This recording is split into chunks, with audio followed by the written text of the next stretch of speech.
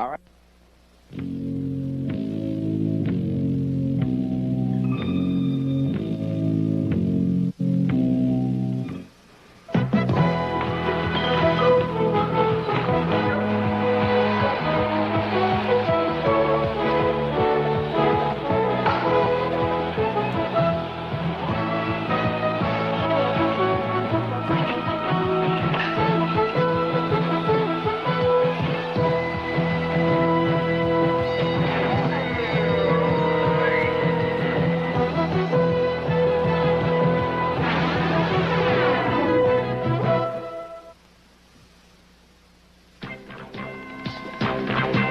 The New York Islander pregame show is sponsored in part by Long Island Trust and by Getty Unleaded Plus. Take your cap off to Getty.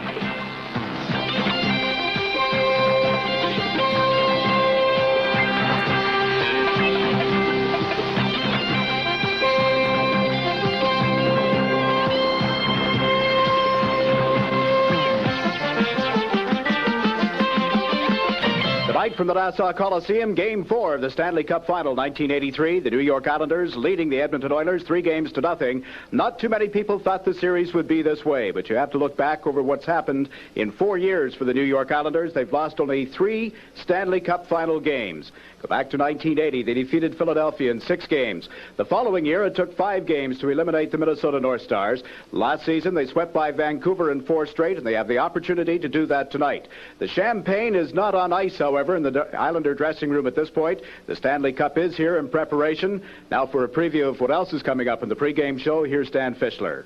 Thank you, Jiggs. On tonight's gossip, I'll tell you about jockeying for the Pittsburgh Penguins general manager's job, and I'll have an exclusive report on the coaching spot that Don Cherry rejected. My special guest will be a Long Island resident who played on Toronto's last Stanley Cup winners in 1967, Pete Stemkowski. And now to Eddie Westfall.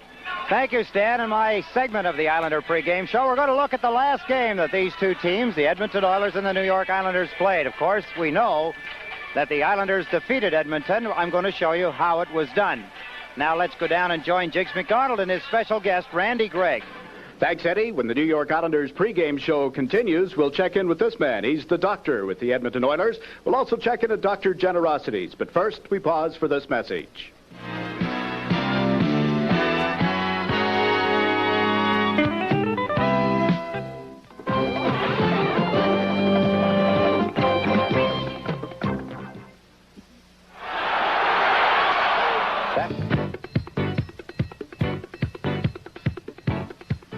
And the answer to our quiz, the Montreal Canadiens. And, of course, the Islanders and Canadiens haven't met one another in recent years, Canadiens having been shuttled to the side. Randy Gregg, Dr. Gregg, if you will, of the Edmonton Oilers. Let's get the doctor's interpretation of what's been happening to the Oilers over the first 3 games. Well, I think we've had some unfortunate luck, and although we've played very well during parts of both Game 1 and Game 3, we haven't put together a solid 60-minute effort. I think we're looking forward to doing that tonight, and I think we can try to change the series around that way. The score is obviously different at least from the Chicago series, the series with Winnipeg and Calgary. What has been the biggest difference or the biggest letdown that you've noticed with your team? Well, again, I think that with the injuries that the Islander defense have, the opportunities that we can get to score goals will be coming from forechecking very offensively and aggressively in their end. And when we do that, we seem to be very effective against them. But again, in both games, we've had lapses, and that's something that we've worked on in practice, and we're going to have to change. We'll have to put more aggressive forechecking on their defensemen and try to create opportunities to score goals. I think back to the game Saturday night, an excellent first period, yet you went to the dressing room down 1-0. There had to be very disappointing. Well, it is a little disappointing, especially for our team that's used to scoring so many goals during the year. But again, we have confidence in our dressing room. We feel that if we can turn it around and start to score more goals, we can be successful. I referred to you as Dr. Gregg, and I'm not kidding. Randy has done everything a man has to do to have the title and, of course, the degree to go with it. Will you be practicing medicine along with hockey? Well, I think that's a little bit too difficult. During the summertime, I'll try to be incorporating a little bit of medicine in one of the hospitals in Edmonton, but until my hockey career is ended, I won't go into a residency program as such. You, of course, captained the Canadian Olympic team in 1980, but there was also some hockey experience in Japan. How did that come about? Well, following the Olympics, I was quite interested in staying amateur, possibly for the '84 Olympics in Sarajevo, Yugoslavia, and had the opportunity to go to Japan for 2 years, and it was great. Turned out very well. Well, and here you are in the Stanley Cup Finals. I thank you for stopping by, Randy. I'm going to check in with another doctor. Neighborhood watering hole, as we call it in Westbury. Over to Richie Powers at Dr. Generosity's. And it is Dr. Generosity. You know what? It's probably noisier here than it is at Nassau Coliseum. And I've also heard, the reason why I'm here is because I heard that the more knowledgeable hockey fans are in here, not at the Coliseum. What do you think they're doing tonight? Are they going to win it or what? You're not kidding. 4 in a row. 4 in a row. Did you expect them to win 4 in a row? Not in the beginning of the season, but now they really do. You were one of the guys who were down on them, I heard. No. No, how about you? Did you think they were going to do it? Oh, yes, for sure. Definitely. You're the hockey expert. That's all you got to say. Will not be denied tonight. You're the guy that wanted to talk, and that's all you got to say, right? Okay, yeah. What about you, young lady? They work well under pressure, no doubt in my mind. Who's going to be the most valuable player? Bobby Nystrom. Bobby Nystrom. There's a name for Bobby Nystrom. Okay, let's hear from a real hockey expert now, Stan Fischler. Thank you, Richie. On the upcoming gossip, I'll tell you why Coach Orville Tessier is on the hot seat in Chicago after this message.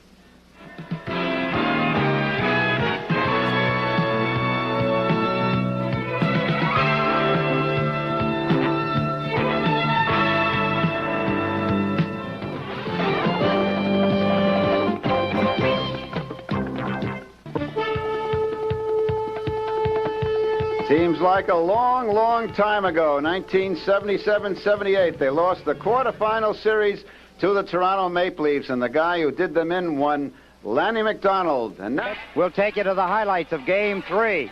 The first period, a tremendous hockey period like so many of them have been amongst the Edmonton Oilers and the New York Islanders. Look at Bossy as he clears the puck in behind Billy Smith. Look at Ken Morrow's sacrifices. He goes down and blocks the shot, clears the puck out into center ice, and away goes Bossy. He takes the shot, but watch Kaller on the rebound between the legs of Andy Moog. 1941, the period was almost over when Kaller gets his third goal of the season from Bossy and Morrow right from the face-off in the second period. It was a pretty hot period. Gary Curry, look at the shot. Stefan Pearson trying to be a goaltender in behind Billy Smith, unsuccessful. The game is tied at 1 apiece at 1:05 of the second period. Edmonton outshot the Islanders 15-5 in the second period. They also outshot them in the first period. Here's a shot from the point by Stefan Pearson. Look at Dave Langevin, run interference in front. Bob Bourne slides the puck into the net. Bourne continues his hot streak, his 8th goal of the playoffs from Pearson and Langevin. Made it 2-1 at 5:11 of the third period. And it was a away goal the New York Islanders. Look at the work along the boards here as the Islanders shake it loose. Brian Trottier played his finest game in the playoffs. Look at Bossy as he holds onto the blue line to keep from going offside. Here's the wrist shot by Ken Morrow. Moog made a bad move on it. He didn't get to the puck. Obviously, it's a bad move. But a long shot, a wrist shot from the blue line by Morrow made it 3-1. His 4th goal of the playoffs from Trottier and Andy Kaller, 6:21. And then the Sutter brothers. Have they done damage? Have they done it to every team in the playoffs? And they continue to do it to the Edmonton Oilers. There's the puck cleared across the boards. Here's Bourne. Watch the speed of Bourne outside. Lee Fogelin. Fogelin tries to use the stick, but not to be. His legs are faster than the stick. There's the pass in front. Brent Sutter. Dwayne gets the rebound, and it's in behind Andy Moog. And the Islanders continue to dominate the third period. 4-1 the score now. 16:43. Dwayne Sutter's 9th goal of the season. And then to complete the brother act, let's take a look as Brent Sutter gets his 10th goal of the season. Fine shot by Dennis Potvin. Brent Sutter just tipped the skate, just turned it in the right direction. Now, if the referee anticipated that the right way, the referee could say it was deliberately guided into the net, but of course he didn't see it that way, and Brent Sutter got his 10th goal. That made it 5-1. Now let's go down and rejoin Stan Fischler. Thank you, Eddie. My guest will be a man with an X-ray eye when it comes to examining the playoffs, the one and only Polish Prince, Peter Stemkowski, right after this message. The king of Kilbasi, Peter Stemkowski. Peter, what does Edmonton have to do to get back in this series? Well, number one, Stan, I think that they're going to have to start believing in the fact that they can beat the Islanders. The many times that they've played through the Stanley Cup here and through the regular season, they've had very poor success against the Islanders. So I think that they're going to have to start believing in the fact that they can win some hockey games. And this is a young club, a club that makes mistakes. This is a club that has made a lot of mistakes inside their own zone. And you get a club like the Islanders that have so much poise and so much confidence and so much experience that they're able to take advantage of a lot of those mistakes. I really think that so far in this series, that first game, Billy Smith came out with an outstanding effort. I think the Oilers could have won that game. I think the other night here at the Coliseum, Saturday night, in that first period, the Oilers really tested Smitty. Gretzky had a couple of good chances, and there was a crossbar. And you get some of those that are going in behind Smitty.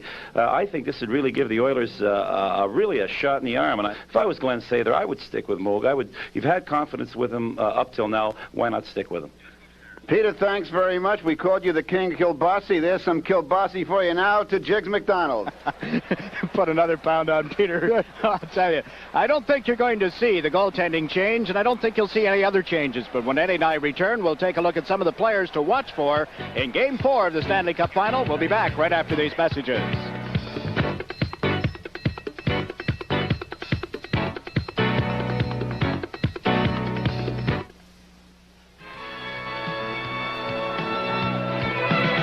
Strange but true, we're in it right here this season, this playoff year. The Islanders have not played a playoff game to this point. Well, they're up against a tough Edmonton Oilers team. The series, like Pete Stemkowski said, is not over yet. You still have to win Game 4. The Islanders don't want to go back to Edmonton. The Oilers do want to go back and be forced to play even more games. I would expect that, Jiggs, but you know, it really is all in the hands of the Islanders. If the Islanders want it bad enough and they play the kind of hockey that they've played up to date, there's no reason that the team should go back. Or at least Edmonton definitely will be going back to Edmonton, but I don't see the Islanders going. The only way that would happen is if the Islanders got careless and they started to make some mistakes, and Billy Smith was unable to stop the number of stops that he's been able to make so far. There's been some speculation that Glenn Sather may make changes, not in goal, but may move some people around, change some people. But I don't think you'll see him change the Gretzky-Curry combination. Granted, it hasn't clicked. Curry has a couple of goals, Gretzky a couple of assists, but Jari Curry seems to really complement Gretzky's play. He does, Jiggs, because he can play left and right wing. He can roam around the ice and still be a positive player. Without the puck, he's still very effective. He's got 2 goals against the Islanders and leads Edmonton, believe it or not, with the 2 goals. But he's a very versatile player and one that has complemented Gretzky through the last couple of seasons. And only turned 23 this week, so he's going to be around the National Hockey League for a while.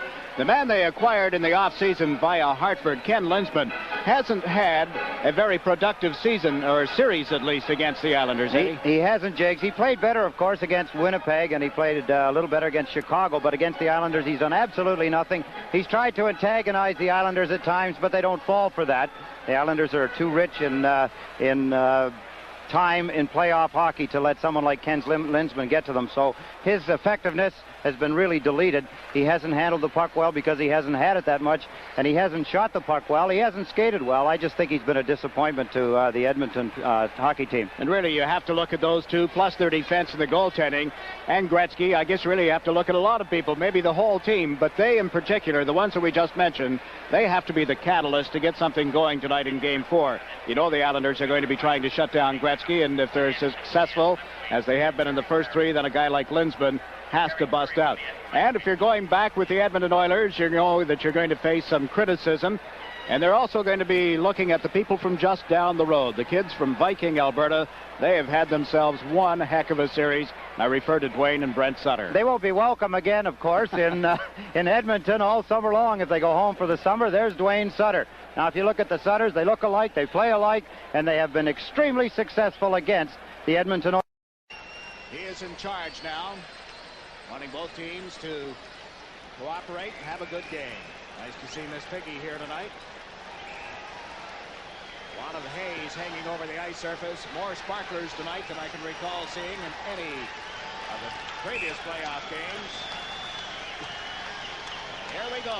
Trottier at center ice. Bossy on the right side. Gillies on the left with Pearson and Potvin at the points. Gretzky is at center ice for Edmonton. Glenn Anderson on the left wing.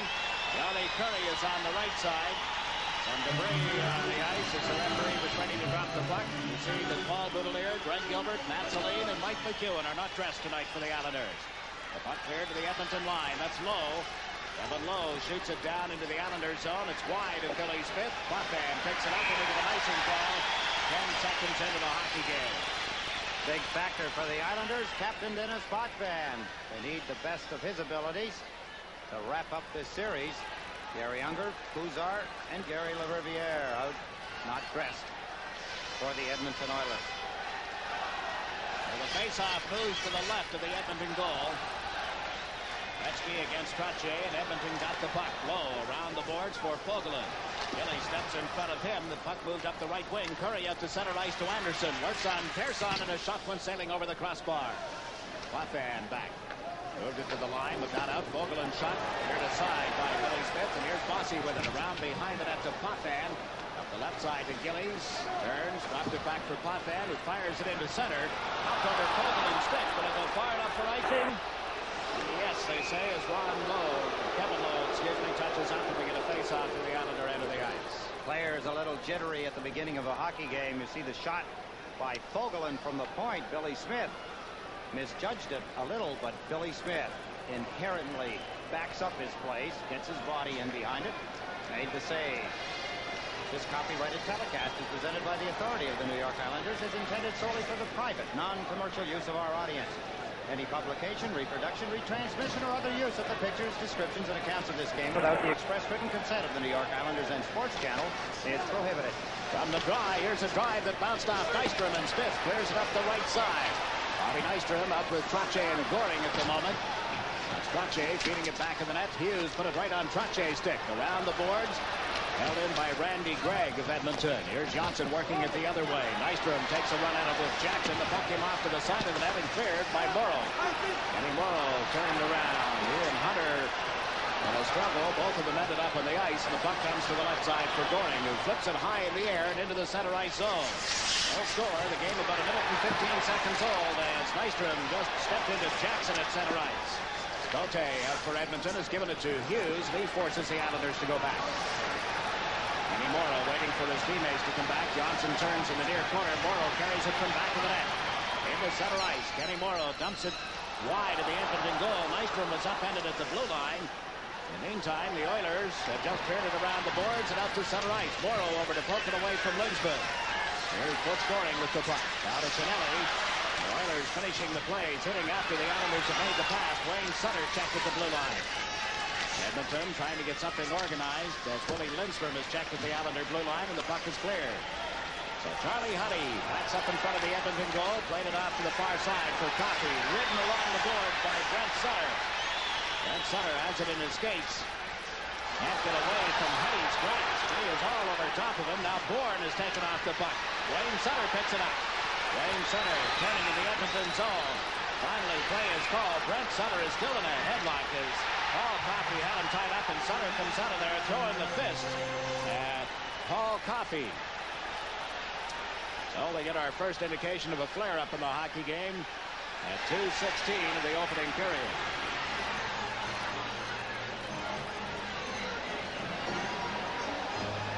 See the linesman, John D'Amico, Swede Knox, and also the referee trying to pull them apart. Well, they just refused to separate, and now we get penalties and a break in the action as well. 17:44 left in the opening period. You're watching the Stanley Cup Finals on Sports Channel.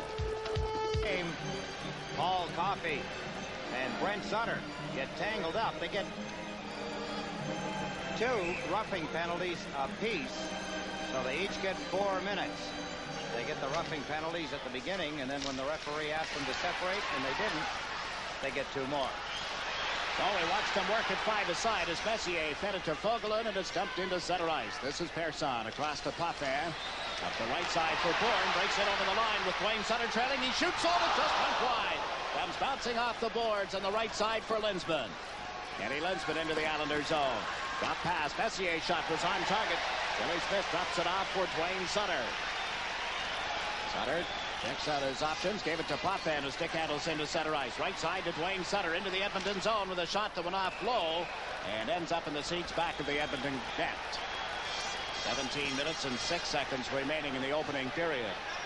Edmonton, Jigs, has set the tone. They're hitting everybody and everything in sight. Defensemen, forwards, everybody. They're going to try and wear down the Islanders. We've seen the teams over the years try to do that, and it is not successful. The Islanders well conditioned. Here's Lindstrom as he drops the puck. There's the shot easily handled by Billy Smith. He unleashed the puck to his defenseman and kept the play going. Face-off is to the left and in Andy Moog's end of the ice. And on the draw, Trottier went to the boards, picked it up, and cleared it back of the net.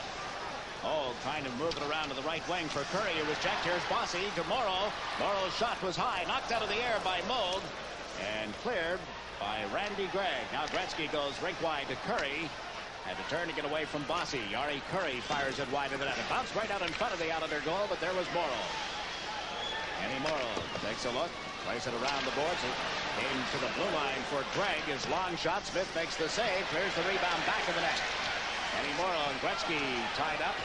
Morrow came up with the puck, having trouble clearing it around the boards, however. Pulled it away from Curry, and here comes Johnson. Ahead with Trottier. And Trottier moves up with Bossy, who took the pass on his skates, couldn't get it to the stick. And Gregg fires it right back to Curry. Curry to the near side. Johnson for the Islanders to Trottier. Breaks it over the line. Trottier a drive, and that was deflected wide as Jackson cut up to him. Here's Morrow coming in on the right side. Kenny Morrow shoots. Both the save. Morrow goes back in the net. Gave it to Trottier. The Bossy in front. He shoots, and that deflected off Jackson and into the seats. Wow, a break in the action. You're watching the Stanley Cup Finals on Sports Channel. Opportunities so far. Edmonton territorially has had the better of the play. Islanders seem to be coming back now. Morrow got a couple of good shots away. Billy Carroll and Anders Kaller are the forwards for the Islanders. We watch the Edmonton Oilers. Messier trying to make the play at the Islander line. It was onside the rule, and here's Buckbang going back to the net. Played it up the left side. Picked off by Fogelin. Kaller right on top of him. Messier trying to go to the left wing for Linsman. He and Persson bumped together. The puck held in. Kevin Lowe trying to make the play. Loose in front. Smith poked away out of it. It ends up on the stick of Potvin. Eddie Potvin wheels back to the net. Comes out on the right side. Carries it to the blue line. Into center ice. He likes to shoot it into the Edmonton end of the ice. And there's Moog back in the net to handle it for Lowe. Lowe tries the left side. Hughes a breaking pass into center ice. Picked up by Anderson across the Islander line. Anderson a bullet that was wide of the net. Kenny Morrow with it. Now to John Tonelli. Tonelli ahead to Carroll. They try to catch Edmonton and a player change. The pass to Johnson. One-on-one with Gregg. Thomas Johnson can't get around the reach of Randy Gregg. They go to the boards together. Fans are upset with the way Gregg handled Johnson. But the Oilers started in control of the puck. At center ice, Jackson is checked. Tonelli sends Goring over the line. Butch Goring unable to get through the defense. Here's Pat Hughes. 59 seconds remaining in those double roughing penalties. Teams continue at 5 aside as we watch Anderson wind up. Glenn Anderson playing on a bad knee to Gregg. Gregg into the Islander zone. Back to Anderson. Can't get a backhander away as Morrow rolled him off the puck. Now Tonelli feeds it to Goring. Checked in his own zone. Curry gives it to Anderson.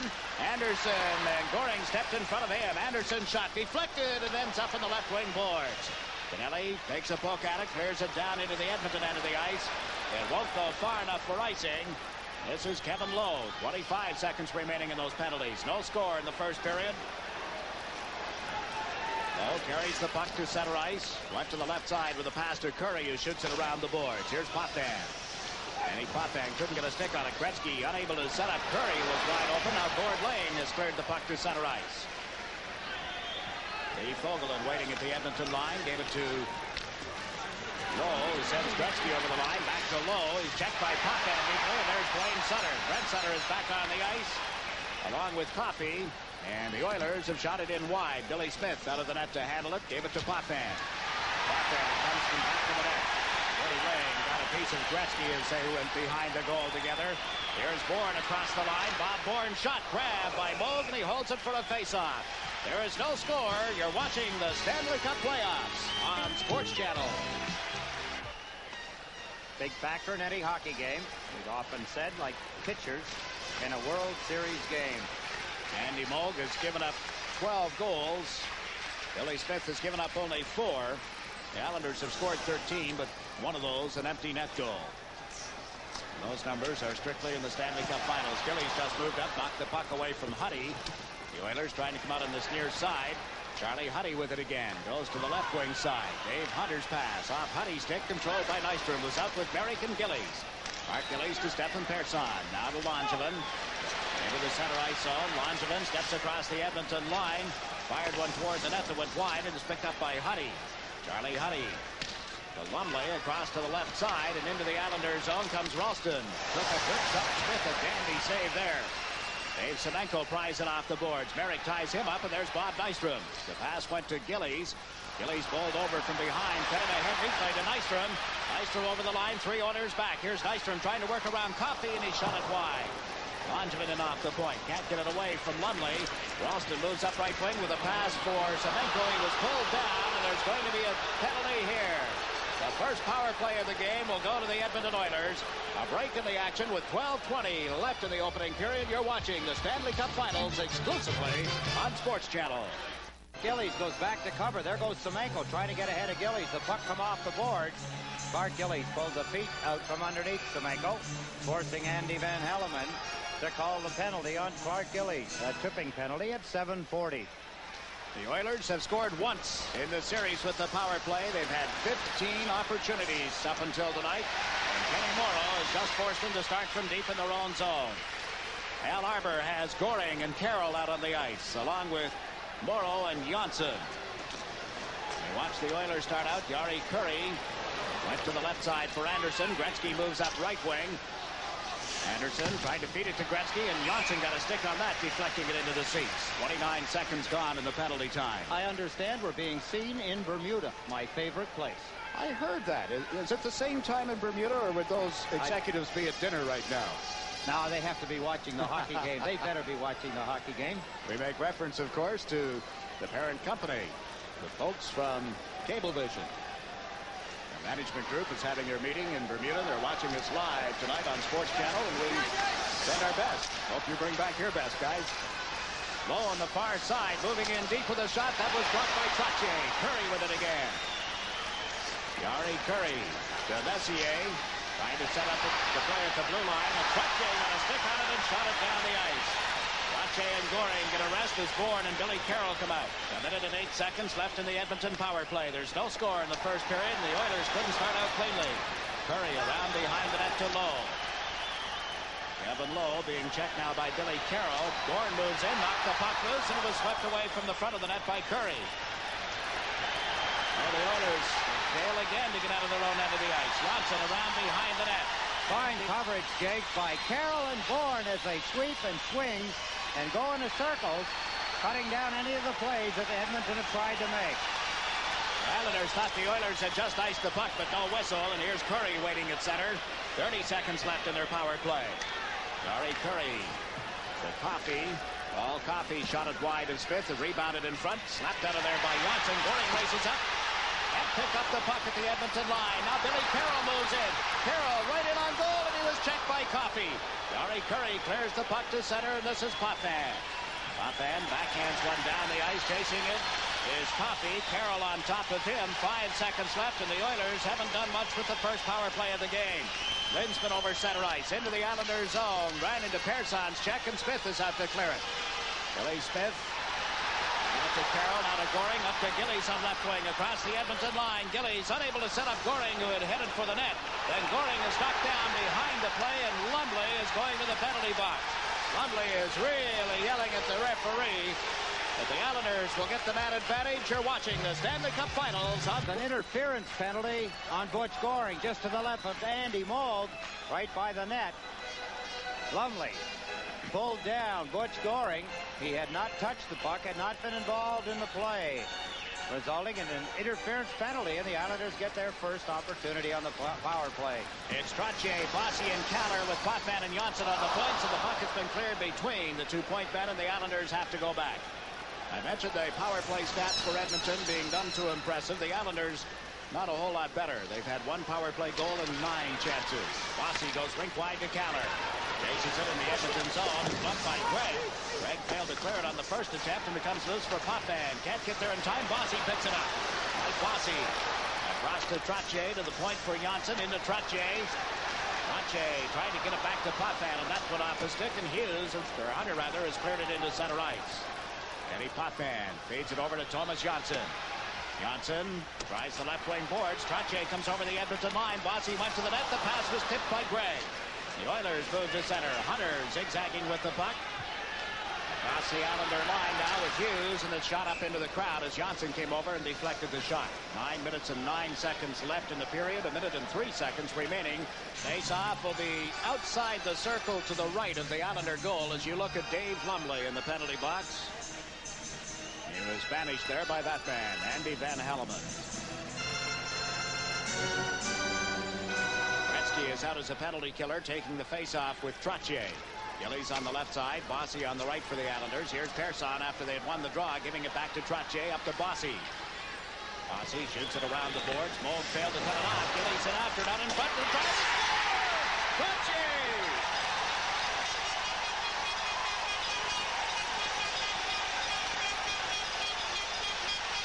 A blast from Brian Trottier. And the Islanders strike first. There's Fogelin as he tried to break up the pass from Clark Gillies. But as Andy Moog moved across the net, there he is out behind the net. Fogelin missed the pass. Brian Trottier did not. Clark Gillies set him up. There's Gillies quickly moved in behind the net, made the play, and Brian Trottier, with his 8th playoff goal of the season, has made it 1-0 for the New York Islanders. That's his first goal in this final series against Edmonton. The power play goal at 11:02. Bossy gets an assist along with Clark Gillies. So it is 1-0, and the Islanders come over the Edmonton line with Gillies shooting one high and wide. Picked up by Lowe. Kevin Lowe flips it out into the center ice zone. The rule the Islander defense could have played it, so Gord Lane is given a chase by Linsman. The puck went loose. Potvin up the left side for Clark Gillies. To the blue line for Wayne Sutter. Comes over center ice with Brent on the left side. Wayne Sutter to Brent Sutter, and it's offside. John D'Amico calling the play. He was straddling the blue line. Guess we should mention, 18, that the group from Cablevision, the management group that are watching tonight in Bermuda, are indebted to the folks at ZBN. They're the people that are making the transmission of the Stanley Cup final game possible to them direct from Sports Channel here. And our thanks to the folks at ZBN. If we goof up at this end, pull the plug so the bosses don't know about it. I mean, if I go to Bermuda after the hockey season, I can watch Sports Channel? No? No. Not on a regular basis, but we're working on it. Islanders up 1-0 as they try to break up the Edmonton play, and are successful. Tonelli across to Nystrom, to Tonelli. He scores!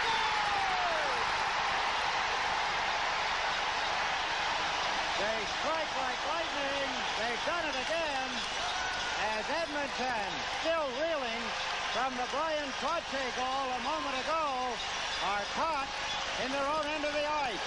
Charlie Huddy after Bob Nystrom, and all alone, unprotected, is John Tonelli. Look at the hustle by Nystrom. Look at the one move by John Tonelli, and it's 2-0 as the Islanders move in quickly.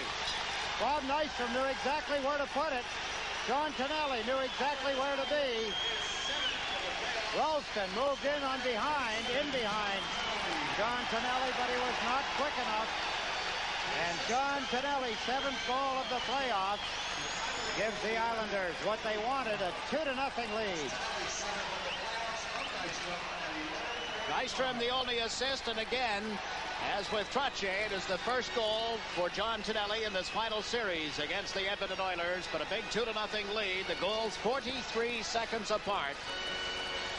The Islanders, you talk about Edmonton being an explosive team, you have only to look at the New York Islanders and the damage they can do. Not just this series, you think back to the series against Washington, the Rangers, and also the Boston series, and maybe more particularly the Boston series. The Islanders, Jake, have done it so often in the third period. And there they are again, knocking at the door, and it just went wide off Trottier's stick. Bossy puts it out in front. It was knocked down, and the Oilers trying to clear it. Get it into center ice. Gretzky across the Islander line. Wayne Gretzky tried to feed Curry. Johnson had stepped in front of him, and here's Trottier with the puck to counter. Off his stick and right back to Kenny Morrow. Morrow trying to outskate Gretzky.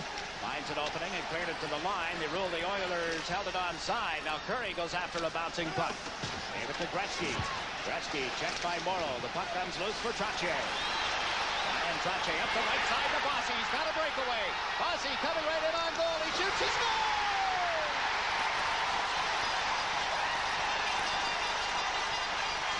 The offensive mind of the Edmonton Oilers. Gary Curry was way in deep, as was Gretzky, and they were caught, all of them, when Brian Trottier laid this perfect pass to Mike Bossy. He's away and running from center ice.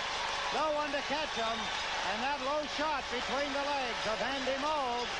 3-0 now as the Islanders explode better than halfway through the first period. 10-point pass by Trottier to Bossy. And as Andy Moog makes the first move, watch the left leg of Andy Moog. He shot it out. Bossy put it right between his legs. His 17th goal. The master has struck for the third goal here in the first period. This whole thing started at 11:02 with Trottier's goal on a power play, then Tonelli at 11:45, now Bossy at 12:39. The span of 1 minute and 37 seconds. It is 3-0 Islanders. And the Oilers unable to get something organized in the Islander end. Lane to Dwayne Sutter, cleared it into center ice. Backing up for Edmonton is Mark Messier. The Oilers went to the bench, sagged a little, but now everybody on their feet, and Dwayne Sutter has just stolen the puck, but can't get it up to Brent. This is Lee Fogelin, the Edmonton captain, to Lindstrom. Into center ice comes Linsman. Linsman over the line. Can't get around Potvin, who tied him up neatly. Here's Messier back to the net. Mark Messier trying to center the puck. Ward Lane ties him in a knot, and we'll get a face-off deep in the Islander end of the ice. 6 minutes and 36 seconds remaining. And this is the opening period. Jiggs, that's Bossy's 69th career playoff goal. Only Rocket Richard with 82 and Jean Beliveau with 79 have more playoff goals. I don't know, did we get the assist on that goal? I'll get it for you. There was one, obviously. But it is 3-0 Islanders, and here are the Oilers starting up. Cote, long pass. Hunter can't get around Pearson as he cut it on left wing. Now Dave Hunter puts it in the corner for Cote to Hunter. Back of the net. Came bouncing off the mesh and picked up by John Tonelli. Tonelli trying to get away from Hunter. Lost the puck to Cote. Cote centers. It's on the doorstep and cleared. Comes bouncing out in front again, and again it's cleared. There's John Tonelli. Falls. Langevin is there. Around behind the net to Pearson. Up to Nystrom. Out to center. Got away from Goring, and Huddy gives chase. Tonelli moves up quickly as Huddy cleared it across the line. Hughes brought it back in, now gives it to Cote. Cote fires it wide to Billy Smith, who is out of the net to handle the puck, played it off the glass. It's held in, picked up by Cote. Put it out in front off Smith's stick. Back to the right point for Gregg. Randy Gregg trying to get around Goring. Moves in, his shot is deflected wide. Langevin with the... has fired it down the boards into the Edmonton zone. Nystrom chasing it with Gregg. It didn't go far enough for icing. Gregg around to Huddy. Back to Randy Gregg. Just over 5 minutes to play in the first period. Here's Gregg trying the left side, and the Oilers, in the middle of the player change, elect to shoot it in. Anders Kaller is out on the ice along with Trottier and Bossy for the Islanders. Ryan Trottier dropped it back. Johnson couldn't get a stick on it. Here's Curry on right wing. Jari Curry lost the puck. Trottier gets out of his own zone. Able to feed Bossy on the right wing. Now shoots it off the boards, and Moog moves out of the net to cut it off for Lowe. Kevin Lowe went to the left side. Glenn Anderson over center ice. Flipped it right at Morrow. Eddie Morrow knocked it down. Bossy went to clear the puck and does. The Islanders start out 3-on-2. Kaller on left wing. Trottier takes the pass on the right side.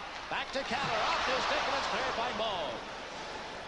Now Fogelin, the Edmonton captain, elects to try Anderson again. He shoots from the blue line. That sailed over the crossbar. Comes bouncing right out in front. There's Thomas Johnson to pick it up. Johnson, right side to Dwayne Sutter. He and Kaller come over center ice. Now Kaller goes for a rest. Dwayne Sutter's shot went high and wide of Moog.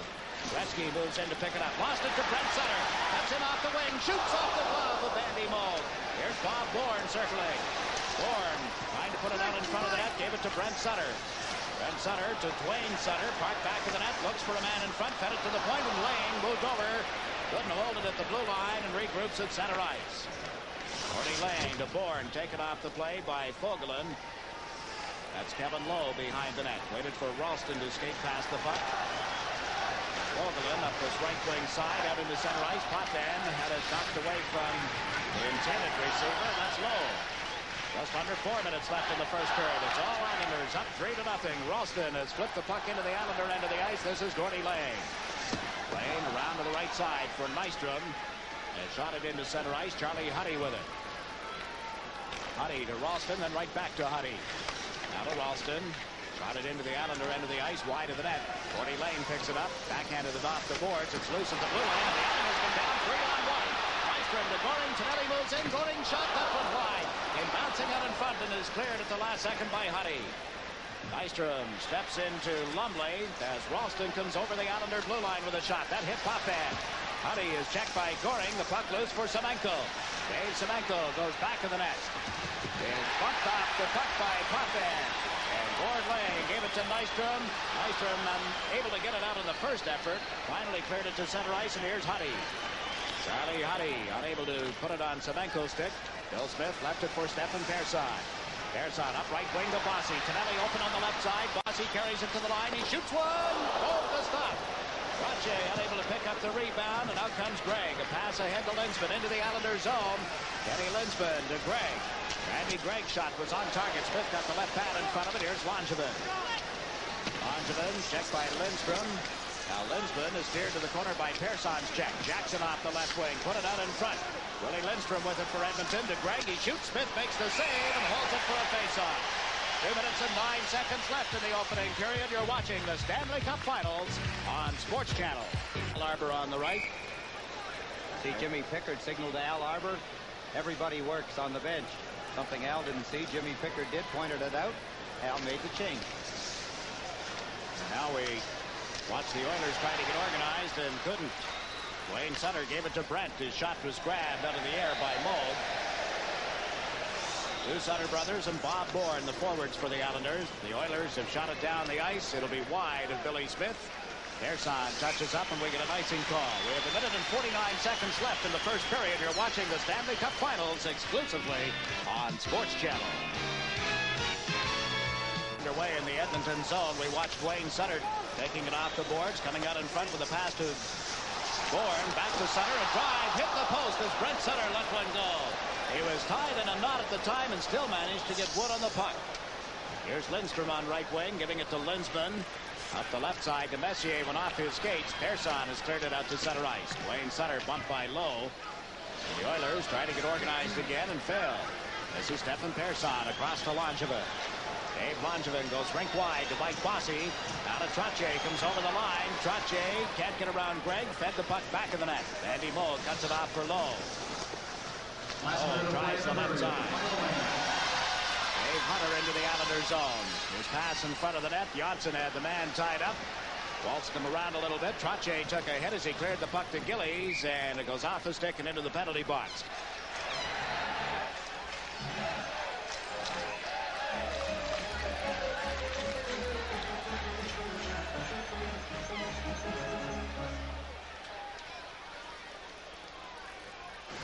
Watching one of the best, the Stanley Cup Finals, exclusively on Sports Channel, and this is Bossy giving it to Trache. Cross to Johnson, ahead to Gillies. Gillies on left wing, fed deeply to Bossy, who was checked. Gillies moved in, can't pick it up. Bossy has it again. Right Bossy to Gillies, he shoots. Moog got a piece of that. It comes up in the left wing side, and Johnson, moving in from the point, was able to keep it in. Bossy had been knocked down. The fans, you may have heard them react to that.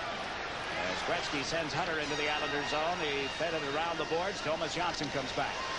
Johnson up the right wing. There's the horn ending the opening period, and the Islanders score 3 times in the span of 1 minute and 37 seconds. They have rattled the Edmonton Oilers. They did what they wanted to do. At the end of the first period, our score is the Islanders 3, the Oilers nothing. We'll be back with a recap following these messages. The two teams coming out on the ice getting ready for the second period with the Islanders leading 3-0 on goals by Trache, Tonelli, and Bossy. Let's quickly check in with the studio. Here's Stan Fischler.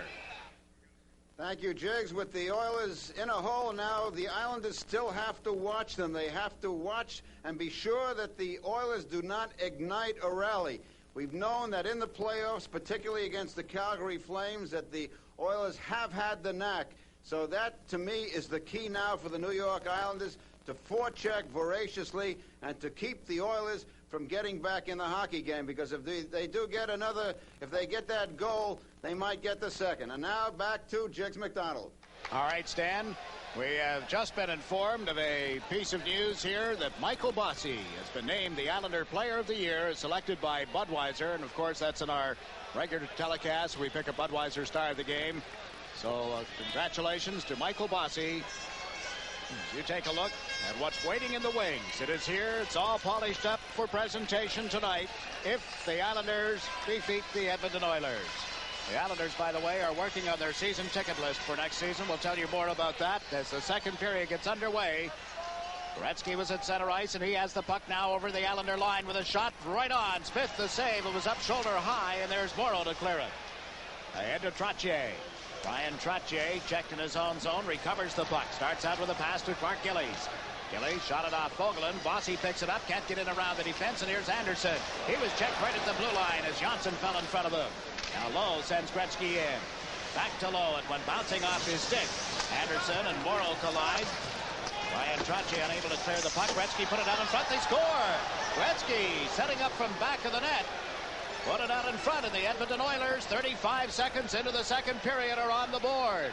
Quick handling. Gretzky gets things going with Yeri Curry in the Islanders' end of the ice. Billy Smith looked the wrong way. There's Smith looking back there. The pass came out from behind the net, and wham! In it went Yeri Curry, getting his 8th playoff goal of this season on a beautiful pass from Wayne Gretzky. Gretzky took a smack along the side of the leg. That one did not come from Billy Smith, but he was limping as he came back to the center ice area. Only 35 seconds into the second period. It's 3-1. Here's Gillies into the Edmonton zone with a shot. Moog the save. Charlie Huddy around the boards. Coffey failed to clear it out. Gord Lane unable to get it to the corner. Now Coffey tries the right side. Curry to Gretzky. Shoots from the blue line. Smith got in front of that. There's Gord Lane to Trottier as the Oilers are opening things up here. The Islanders force Edmonton to hustle back into their own zone. Glenn Anderson to Coffey.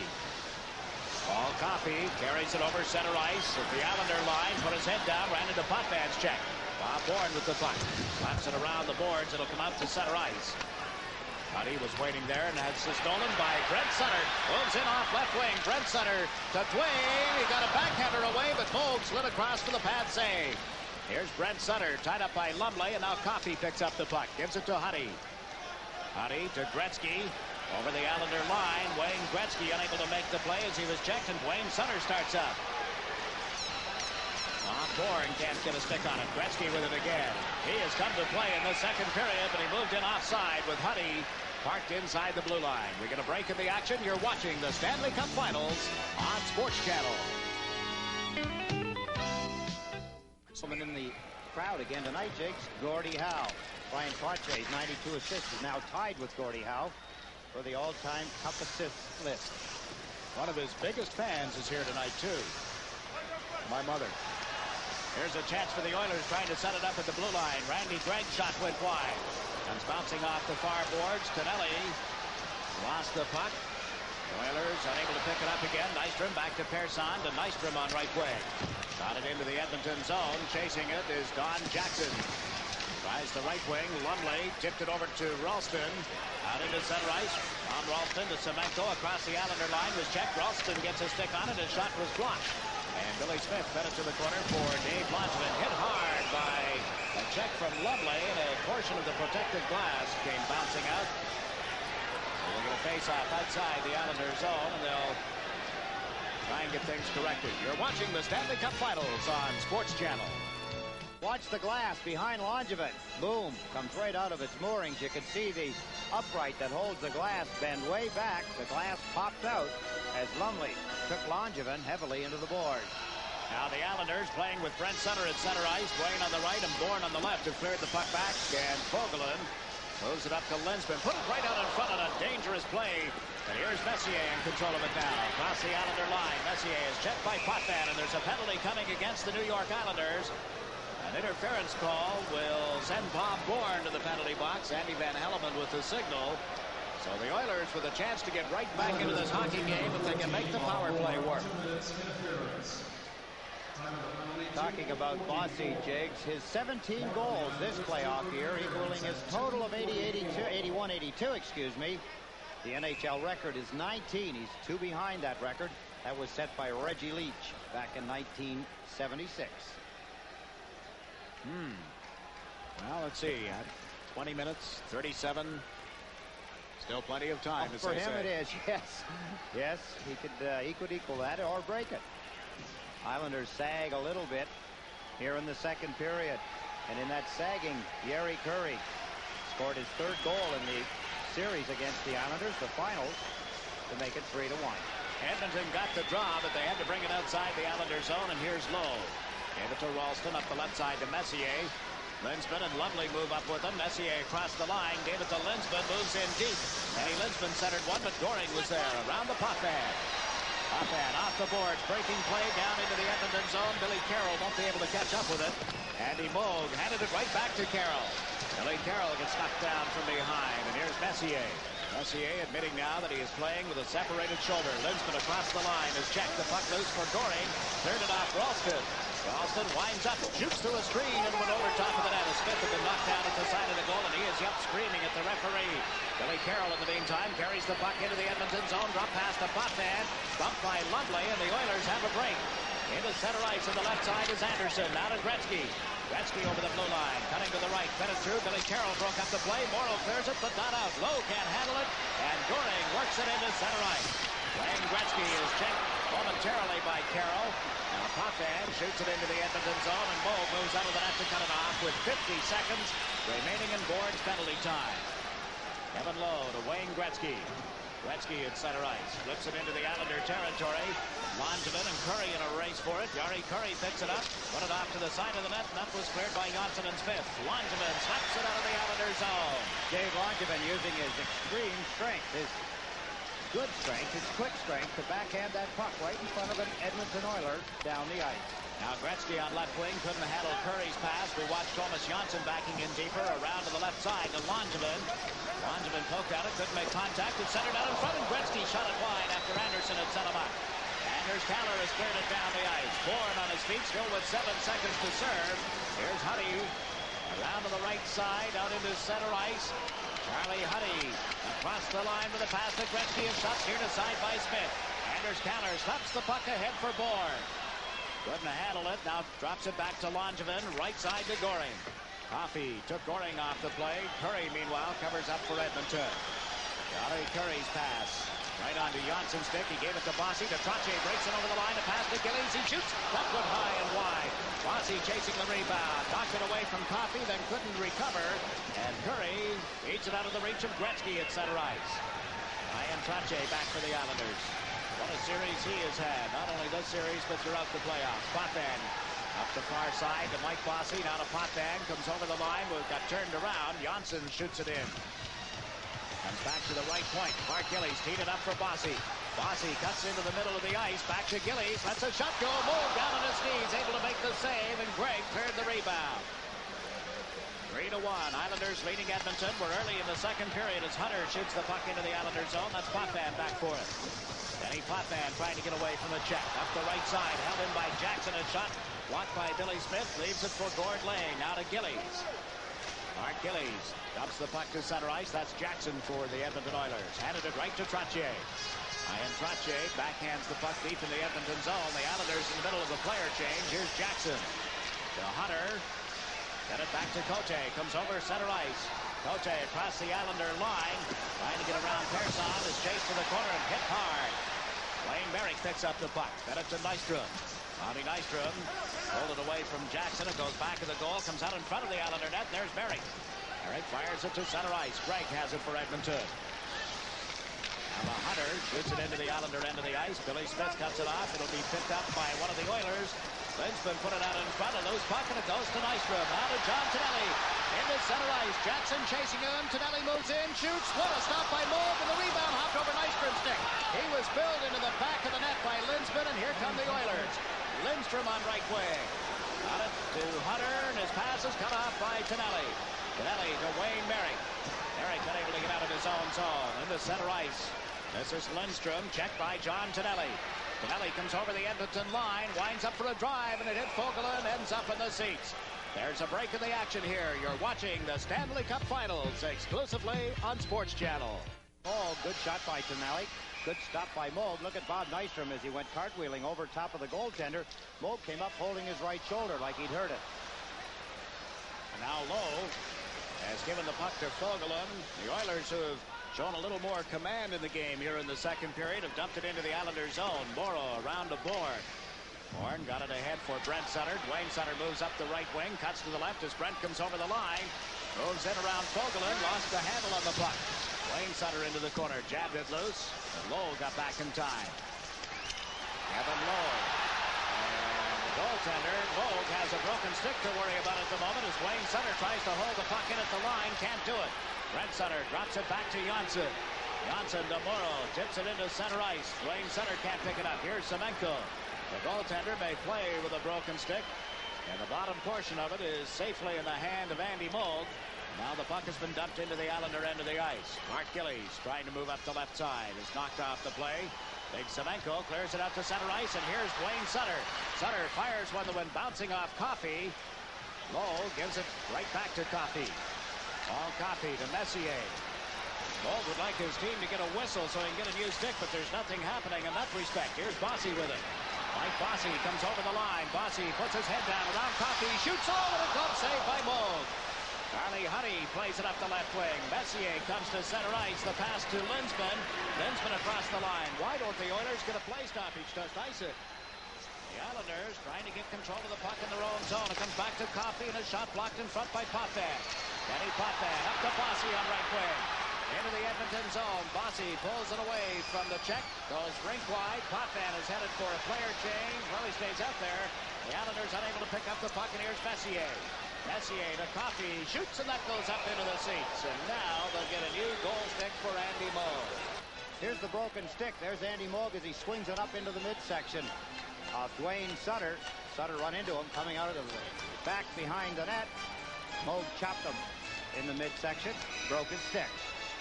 Not a kind of a shot that would hurt. Stanley, and his pass was intercepted. Across the line comes Anderson. Anderson backhanders Smith down to make the save. Cleared it inside for John Stanley. Langevin pokes it to the corner. It's picked up by Goring. Coach Goring to Langevin to Kaller. Anders Kaller bumped by Jackson. The Oilers move into center. Langevin stepped into Anderson with a heavy hit on the boards. Kaller tries the puck loose. Gave it to Stefan Persson. Across to Langevin. Langevin knocked it away from Gretzky. Comes to center with a pass to Kaller across the Edmonton line, and the puck ends up in the corner. There's Gray. Up to Randy Gray.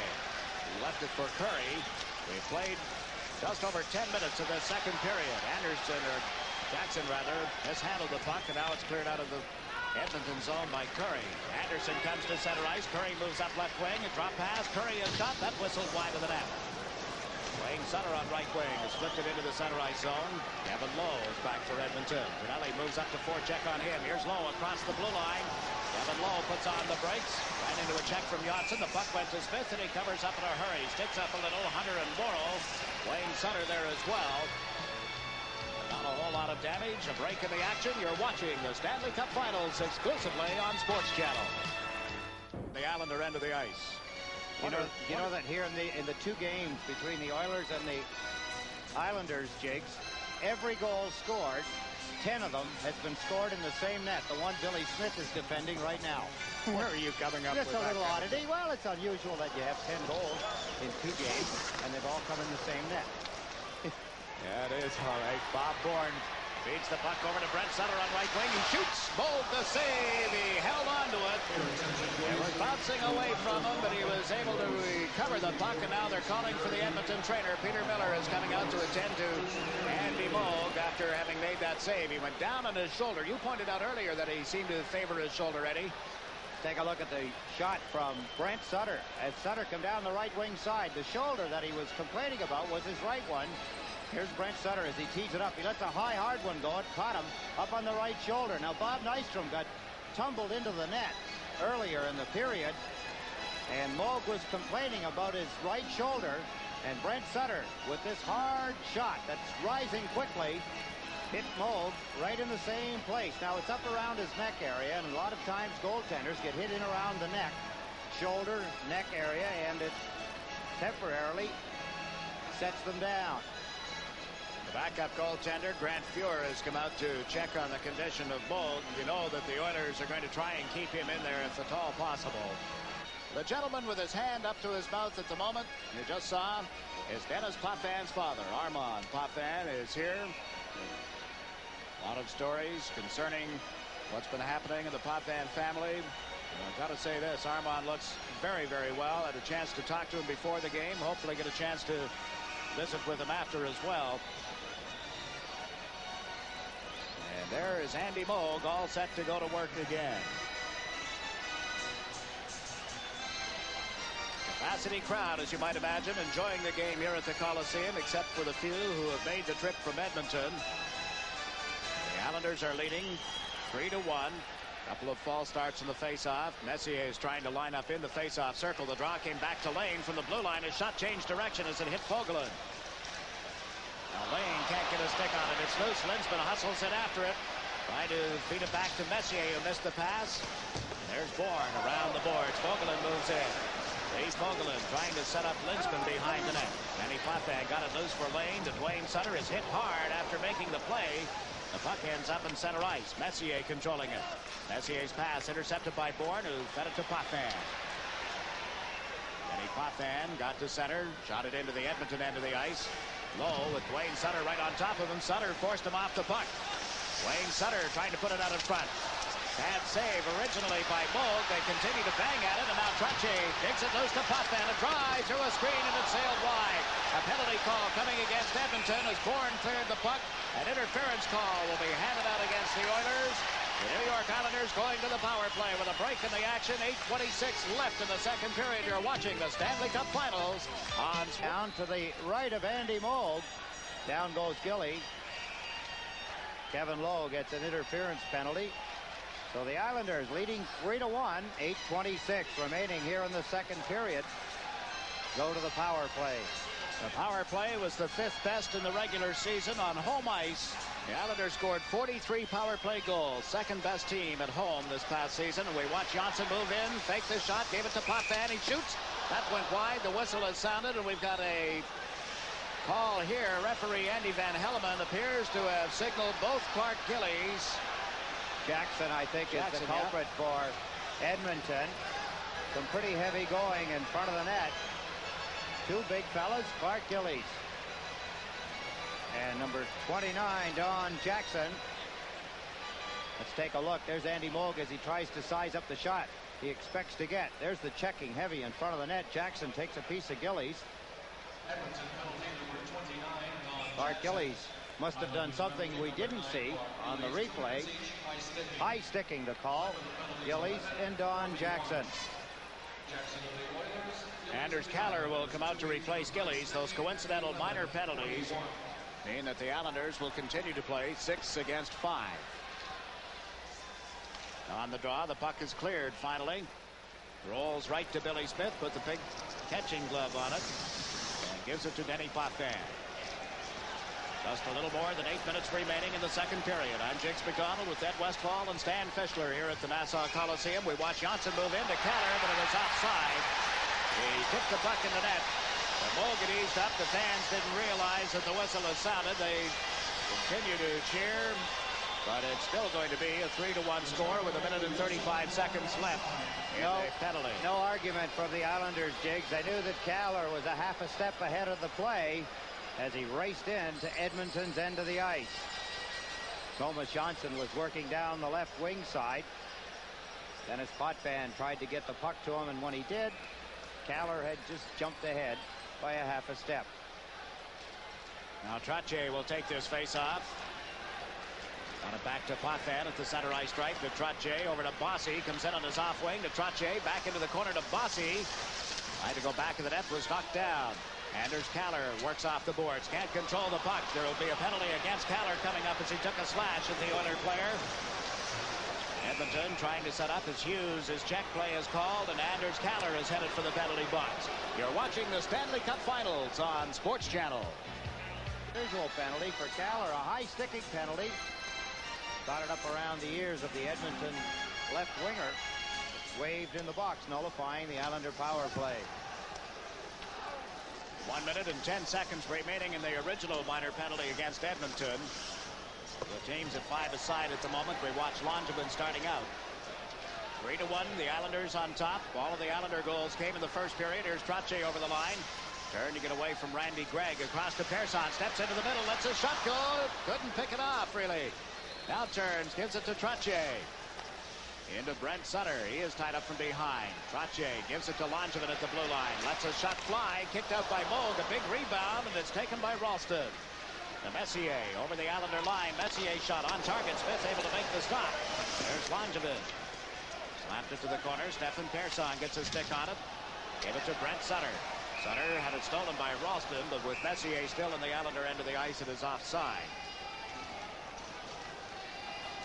I'd like to again welcome our Sports Channel or Cablevision Management Group meeting. They're watching us live from Bermuda. I want to say hi to the guys in Bermuda. I hope they're playing the Mid-Ocean Golf Course.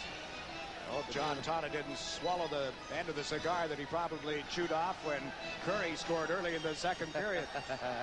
John actually runs the Islanders. He just phones in who he wants in the lineup and things like that. You trying to say he's got a direct line to Al Armour? Yeah. Well, he's got Bill Torrey's here in any event. This is Gretzky on the left side, coming over the Islander line, trying to make the play. Let's see what he does here. Gretzky holding on to the puck is checked, and Brent Sutter breaks out. Wayne moves up the left wing, takes the puck over the Edmonton line, back to Brent Sutter. He shoots both, the save, and he holds on to it. They'll team up well, the brothers Sutter, as they break away. What a check they made on Gretzky to take the puck away from him and march on down the ice. Here they go. Dwayne Sutter to Brent. The puck bouncing and rolling. He gets a high shot away. The rebound, he tapped away at it again, but Moog was in front of the puck, playing the angle perfectly. There's the high shot where Brent Sutter hurt him a few minutes earlier. Moog made the stop and covered the rebound. Only 4 seconds remaining in Lowe's penalty. The Oilers will have a manpower advantage for the next 45 seconds, barring further penalties. We watch Billy Carroll line up against Gretzky. Wayne Gretzky got the face-off for Coffey over to the right side. This is Charlie Huddy. Lowe is back on. Took the pass and escapes. Lost it at the blue line. A delayed offside is called now as it hit Anderson. We have 6 minutes and 20 seconds remaining in the period. Bob Nystrom has gone to the Islanders bench, Diggs. We do not have any word on the reason for that. But if we can find out, we'll pass that along. But Nystrom has gone to the Islanders' dressing room. He went into the net. May have caught a piece of the post when he went in behind the Edmonton goaltender earlier in this period. Paul Coffey making the play. Curry drops it back. This is Anderson trying to get away from Carroll. Comes out on the right side. Goring chases him. Anderson comes over the line. Drop pass to Gretzky to Curry. Moves in. His shot went wide as Smith came out to meet it. And the rebound ends up in the center ice zone. Paul Coffey for Edmonton. They watch them on their power play. Coffey check. Picks up the puck again. Then Curry has stepped across the line. The pass back to Coffey didn't work. Anderson can't control the puck. And here's Kenny Morrow. Anders Kaller is back on as the Islanders move over the line. Morrow around Huddy, a backhander kicked out by Moog. There's put the pad in front of it, and the Oilers start out on the left wing side. Gretzky picking up the puck. Wayne Gretzky went rink wide to Charlie Huddy. Out of Curry, who comes over the line, bothered by Trottier. Curry trying to cut to the left wing on the backhand, turns, lays it across on the right side. That's Fogelin. Lets one go, and it was way wide of the net. Bounces off the boards and out to center ice. Kevin Lowe back for Edmonton. Teams are at 6 aside. Lowe gave it to Messier. Mark Messier bothered by Kaller. Trottier picked it off. Banked one off the boards. There's Fogelin waiting. Got it into the Islander zone and right to Potvin. Out to Kaller at center ice. Anders Kaller tried to hit Bossy, who was in full flight on the right side. It didn't work. Kenny Morrow goes the other way. Playing it off Fogelin. Back into the Edmonton zone goes Lowe. Kevin Lowe to Messier on left wing. Here's Mark Messier into the Islanders zone. But to Hughes, Smith the save by Hughes. It comes right out in front, and Bill Smith is able to clear it to Potvin, and the Islanders have dumped it to center ice. Coming back is Lowe. 4.5 minutes to play in the second period. Lowe goes up the middle. The pass relayed into the Islander zone and steered aside by Bill Smith for Dave Langevin. Langevin to Stefan Persson. Persson plays it off the boards for John Tonelli. He has one of the 3 goals. We watch him move into the Edmonton zone. Got turned around by Lowe and knocked down. They went into the boards heavily. The Oilers have come to center ice. Lumley missed Semenko with the pass. Stefan Persson to Bossy. Steps in over the Edmonton line. Bossy trying to come in. Shoots Lowe. The pads, or Lowe rather, the pad save as Lowe tried to cut Bossy off. Lowe to Ralston. Now to Semenko. Semenko's long shot steered aside by Billy Smith. Unable to play it cleanly to the corner. There's Wayne Merrick. Dumps it to the other corner. Charlie Honey moves in deep. Played it to the back of the Islander net. That's cleared away. Wayne Merrick slapping at it to shot it down the boards. There'll be an icing call against the New York Islanders. We'll get a break in the action with just over 3.5 minutes to play in the second period. You're watching the Stanley Cup Finals on Sports Channel. NHL's most successful playoff team. 676. 600.676. That's what their percentage is. Montreal's is next. 615. So that's their very first playoff game back in 1975. The Islanders have 92 wins, 44 losses, and 136 games. We just saw Billy Smith cover the puck to the right side of the net. 16 straight series the Islanders have won since 1979's loss to the New York Rangers. We watch Brian Trottier lining up against Gretzky. Anderson had stepped into the face-off circle. He's trying to realign. He's trying to face off on the wrong side of Kenny Morrow. Well, it'd be nice if it worked, but nothing doing as the linesman caught it. And the Islanders cleared the puck into center ice. That's Randy Gregg on the Edmonton defense across to Jackson.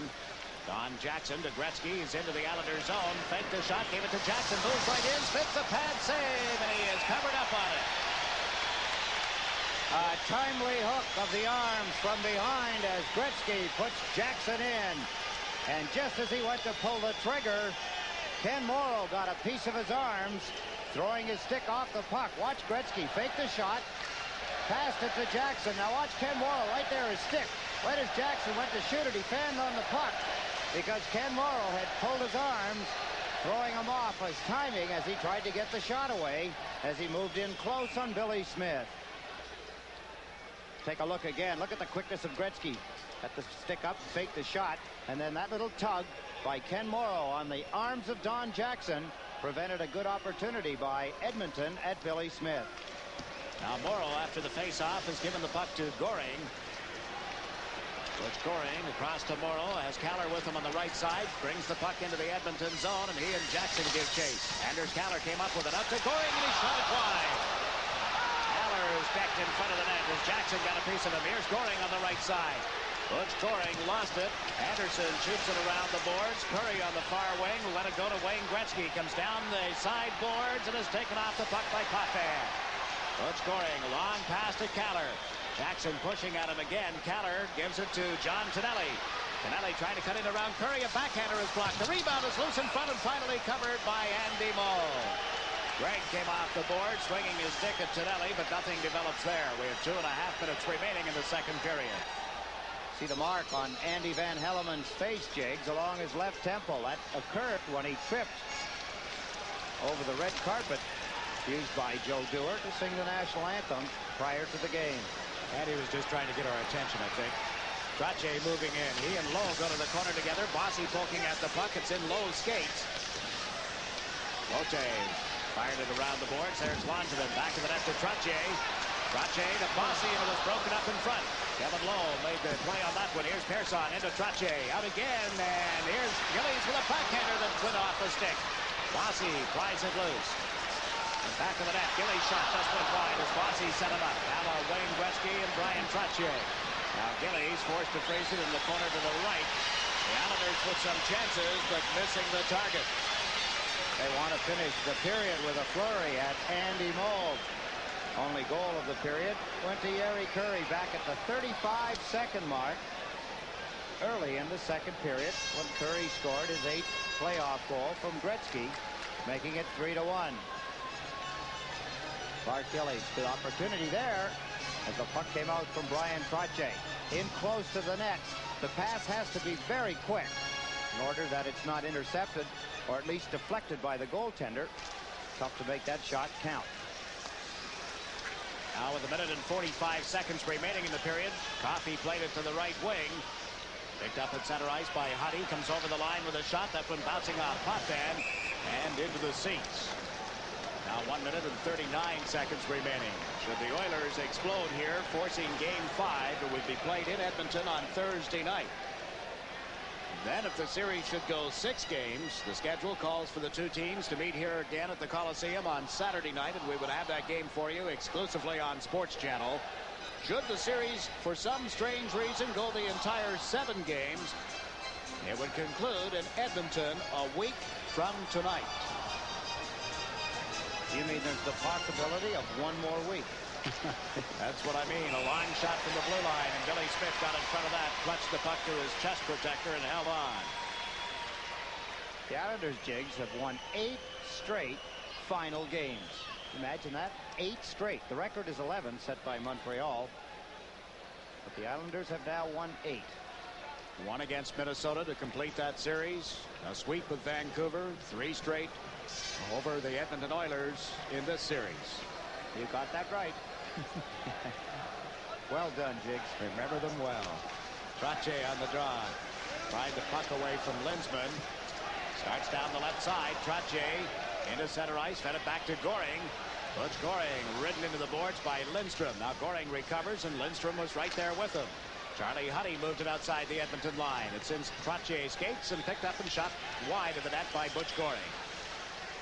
We watch Paul Coffey for Edmonton, sending Messier down the left side. Morrow stepped into him. Here's Kenny Linsman taking the shot, holding on to the puck, centered. Loose puck is cleared, and it'll come outside the blue line. Huddy, Emory Edge Award winner for this past season. Huddy gave it to Coffey, then right back to Charlie Huddy. Into center ice, out of the reach of Linsman. There's Johnson. Johnson and Linsman wrestle one another into the corner. The Oilers center it out in front. It bounced away from Coffey after Morrow had tied up his man. From the blue line, Linsman shot. That changed direction. Ends up in the corner on the stick of Caller. Around to the left wing. And out into center ice as Tonelli took the man. The puck slides harmlessly into the Edmonton zone. This is Coffey with 26 seconds left in the period. He sends Fogelin into the Islander zone. The Fogelin shot was deflected. Caller is knocked down. They score! Messier picks up a loose puck. And it is 3-2 with 21 seconds left in the period. That could change the complexion of the hockey game for the Edmonton Oilers. And, of course, the Islanders. As Messier, led by Fogelin, his shot deflected. Messier knocked down Anders Caller and put that fine shot over the left shoulder of Billy Smith. Messier, who has been very quiet in this hockey game in this series, took the feet out from underneath Caller. Timely play by Messier as he puts it in, making the score 3-2. That's his 50th playoff goal. Now Brent Sutter moving in deep, fed it across the goal mouth in the Edmonton zone, and the Oilers quickly have dumped it into center ice. Potvin over, flipped it into the Edmonton end of the ice again, and we watch the clock tick down the final 3 seconds.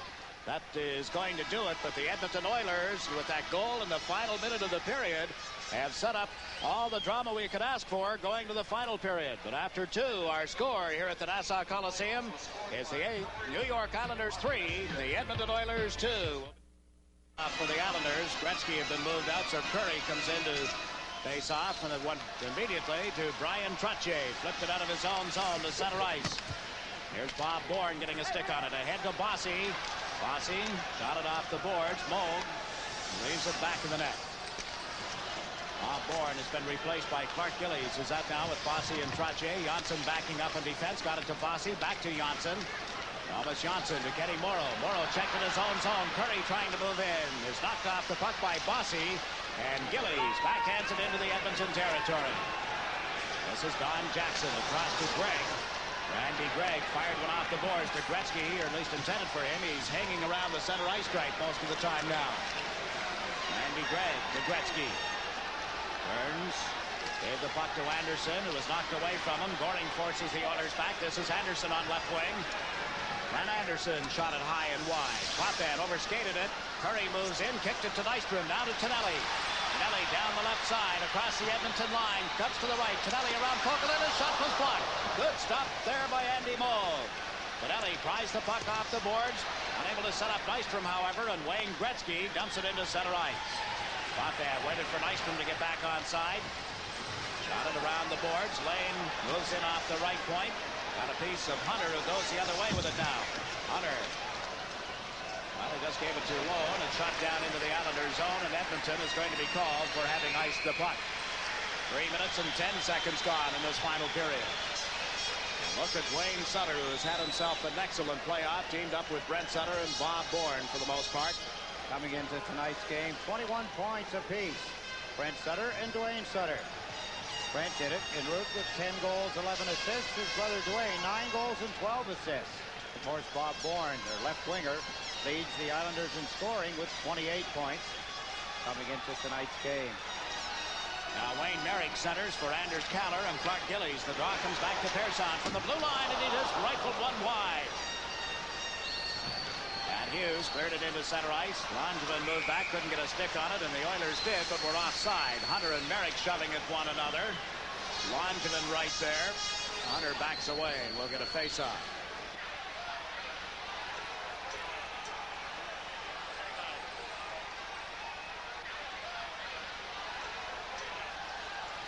Merrick over center ice, 2-on-1 with Gillies into the Edmonton zone. Merrick to Gillies, and he couldn't get the pass onto his stick. Back come the Oilers. This is Hunter. Hunter across to Ralston, cuts in on the right side. Ralston chased back to the net by Langevin. Hunter picks up the puck. Hunter put it out in front, but right to Clark Gillies. Gillies leads the Islanders over center ice, shot it into the Edmonton zone. Lowe picks it up.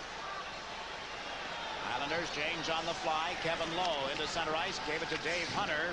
Shot it wide of the net. Gretzky in after. Bob Bourne takes it away from him. Rounds the net. Outskates Gretzky. Bourne into center ice. Across the Edmonton line. Bob Bourne chased back to the goal. Comes out in front. Shot it right to the goal mouth. One of those rink length dashes again for Robert Bourne. Now Coffey into the Islanders zone. Right side to Gretzky. Johnson poked at it and got it out to center. Down into the Edmonton zone. Just over the goal line, but icing was waved off. Plumlee gives it to Charlie Huddy. 4.5 minutes gone in the final period. Huddy at the blue line, a drop pass to Gretzky. Centered out in front. Bob Messier's stick, and the Islanders come over the center ice stripe. Tonelli across the Edmonton line, lost a handle on it, plays it into the corner now to Brent Sutter. Brent Sutter sneaks away from Huddy. At the back of the net, can't get it out in front. Went after it a second time, but Gretzky came up with the loose puck. Wayne Gretzky. Into the Islanders zone. What did he do this time? Fed it off neatly, but Messier couldn't hold the pass. Wayne Sutter takes it away from Messier. It's tangled up with Lumley. It's in Wayne Sutter's skates. Lumley hacking at him. Sutter just taking a lot of time. As long as he keeps the puck moving, that's okay. But now it's frozen, and we'll get a face-off. A break of the action. You're watching the Stanley Cup Finals on Sports Channel. Box. The Islanders on the power play. Bossy, Trottier, and Kaller move to the Edmonton line. Couldn't get across the blue line. Now Kaller unable to pick up the puck. He was knocked down, and we watch Lowe move in with a shot that went wide of Billy Smith. Stefan Persson back of the net. Persson up the right side. It went off Bossy's stick. Kevin Lowe chases it. Jackson for roughing at the 5:10 mark is the penalty call against Edmonton. And now we're going to face off coming here with 1 minute and 29 seconds remaining in that penalty. Islanders could do themselves a lot of good, Jiggs, by getting a goal here on the power play. On the other side, if Edmonton are able to kill it off, that's going to give them the incentive to go ahead. They know they're in behind the Islanders 8-ball. 3-2, the Islanders leading. 14-19 remaining in the third period. Jackson in the penalty box for 1 minute and 29 seconds still. A roughing penalty when he cross-checked and took down Brent Sutter. Some fans starting to get to Jackson. He turned around and yelled back at them, and that's got everybody going. Now Trottier wins the faceoff. Persson moves it over to Potvin. He's shooting, and that's one over top of the net. Comes back on the left side. Out to center ice comes Gretzky. And Potvin sliding across. Took the feet out from under Messier. We watch Persson. Stefan Persson carries it over the center ice stripe. Into the Edmonton zone. The pass went to Mike Bossy to Trottier. Back to Potvin. He moves in. He shoots. Knocked down in front. Bossy's backhander went wide. Trottier and Fogelin buck together. And here's Kevin Lowe. Lowe ahead to Messier. Long shot from center ice. Hit Potvin. Skips into the corner to the right of Billy Smith. 13 minutes and 40 seconds left in regulation time. The Oilers move into forecheck. Pat Hughes trying to go round behind the net. Brent Sutter picked up the puck. Got sandwiched with Hunter. They try to freeze it and succeed with 13:30 left on the clock and only 40 seconds remaining in Jackson's roughing penalty. Pretty good job of killing off most of the penalty to Jackson. Edmonton has had a couple of cracks at Billy Smith. Islanders have yet to get a good one at Andy Mold. Brian Trottier and Bossy got in earlier, but they did not get a shot away. The fans know how important it is for the Islanders to do something on this power play. Third manpower advantage of the game for the New York Islanders. They're 1 of 2. Edmonton has been unsuccessful on 3 power play chances tonight. Pat Hughes chasing the puck following the face-off. Dwayne Sutter went to the far boards, couldn't control it. The Oilers have moved it out into center ice. Shot right back into the Islander zone and picked up by Potvin on the delayed offside. Potvin over to Johnson. Johnson carries it into the center ice zone. Shot it wide of Andy Mold. Mold comes out of the net, covers up on the puck with 17 seconds left in the Islander power play. Have to know that Wayne Gretzky, Mark Messier, Anderson are all going to get a lot of ice time here in the third period. Gretzky back out there again. He seems to be skating a little better. He's getting a little more room to handle the puck and skate with it, Jigs. And, of course, that's the success that the Islanders have had against Gretzky, is that they've shut him down through the center ice area, have not allowed him the momentum to bring it on into the Islanders' end. Now he leads the rush down this right side. 22-year-old Wayne Gretzky unable to set up Curry. Here's Bossy. The Brent Sutter went off his skates. Bossy moves up. Evan Lowe held his ground, gave the puck to Gretzky. Jackson is back out on the ice, and here's Gretzky moving it to the blue line. Messier couldn't handle it, and this is Bob Bourne. Lost it. Messier, left side. Ralston into the Islander zone. He was checked by Bourne. Wayne Sutter got it high, goes up into the seats, and we get a break in the action. You're watching Game 4 of the Stanley Cup Finals on Sports Channel. 3-2 Islanders. Just 12 and a half minutes remaining in the game in regulation time. The Edmonton Oilers start out of their own zone. Huddy gave it to Hughes. Goring stepped in front of him and fed the puck to Nystrom. Slaps it off the boards back into the Edmonton zone. Coffey tries the right wing for Pat Hughes. Hughes pulls it away from Langevin. Went the other way and handed it to John Tonelli. Tonelli unable to come off the boards. The puck loose. Nystrom steps into his man and Goring fires it in deeper. Now Charlie Huddy carries it over center ice. Shot it high in the air into the Islander zone. It came to the front of the net and Billy Smith covered up on it. Cote flipped it out quickly. It'll be a face-off deep in the Islander territory. There's so many possibilities when you think of the Conn Smythe Trophy that goes to the player adjudged to be the best in the playoffs. Billy Smith would be one. Bob Bourne, we've talked about so many. You can't overlook Denny Potvin or Brian Trottier, Michael Bossy. Go on and on the Islander side. Several Oilers would qualify too, even if they don't win the Stanley Cup. Prior to coming up against the Islanders, players like Messier, who have scored hat-tricks in the Stanley Cup. Of course, Gretzky is always still leads the playoffs in scoring. There's always a possibility. My vote right now go to Billy Smith. Mine too, and there's one of the reasons why. He just demonstrated a cool approach to the game, the ability to see the puck and make big saves as we watch this one right from the draw. These are the kind of things that'll hurt the Islanders, Jigs. A face-off at the Islanders' end. They lose it. And Smith has to be sharp on a partially screened shot. He picked it off with his catching mitt as the fans chant Billy. Ball started the face-off. Anderson reached over and pulled the helmet off Thomas Johnson as he wrapped his arm around his head. The fans on the far side of the ice react to that. And Anderson is being warned by Andy Van Hellemond, native of Vancouver. One of the outstanding left wings in the game today. The puck came right back to Jackson again. He moved in, loose puck. Smith pokes it aside. It's picked up by Linsman. There's a penalty coming against the New York Islanders. Thomas Johnson, I believe, has been fingered by referee Andy Van Helleman. You're watching the Stanley Cup Finals on Sports Channel. See the arm of referee Andy Van Helleman in the background, raised, signaling the penalty to Thomas Johnson for holding. The penalty at 8:16 of this final period. Linsman and Trottier are waved out of the face-off area. Goring on the draw against Gretzky, and it comes right back to the blue line. That's Paul Coffey on the power play to Curry. In front of the net, Linsman turns with the puck, got it back to Curry, into Linsman, and now play has been called. Anderson apparently did something to Billy Smith, who went tumbling to the ice. I didn't see what, but I saw Smith going down. I did see it. Anderson hit him across the side of the head, around the ear with a stick. Smith rolling around on the ice. Now, you know, it's the old Wolf game. Could Billy Smith actually be hurt? He hit him on the side of the head. Ron Waske is going to be the first to find out. Maybe Billy Smith is trying to draw the 5-minute penalty on Anderson that he got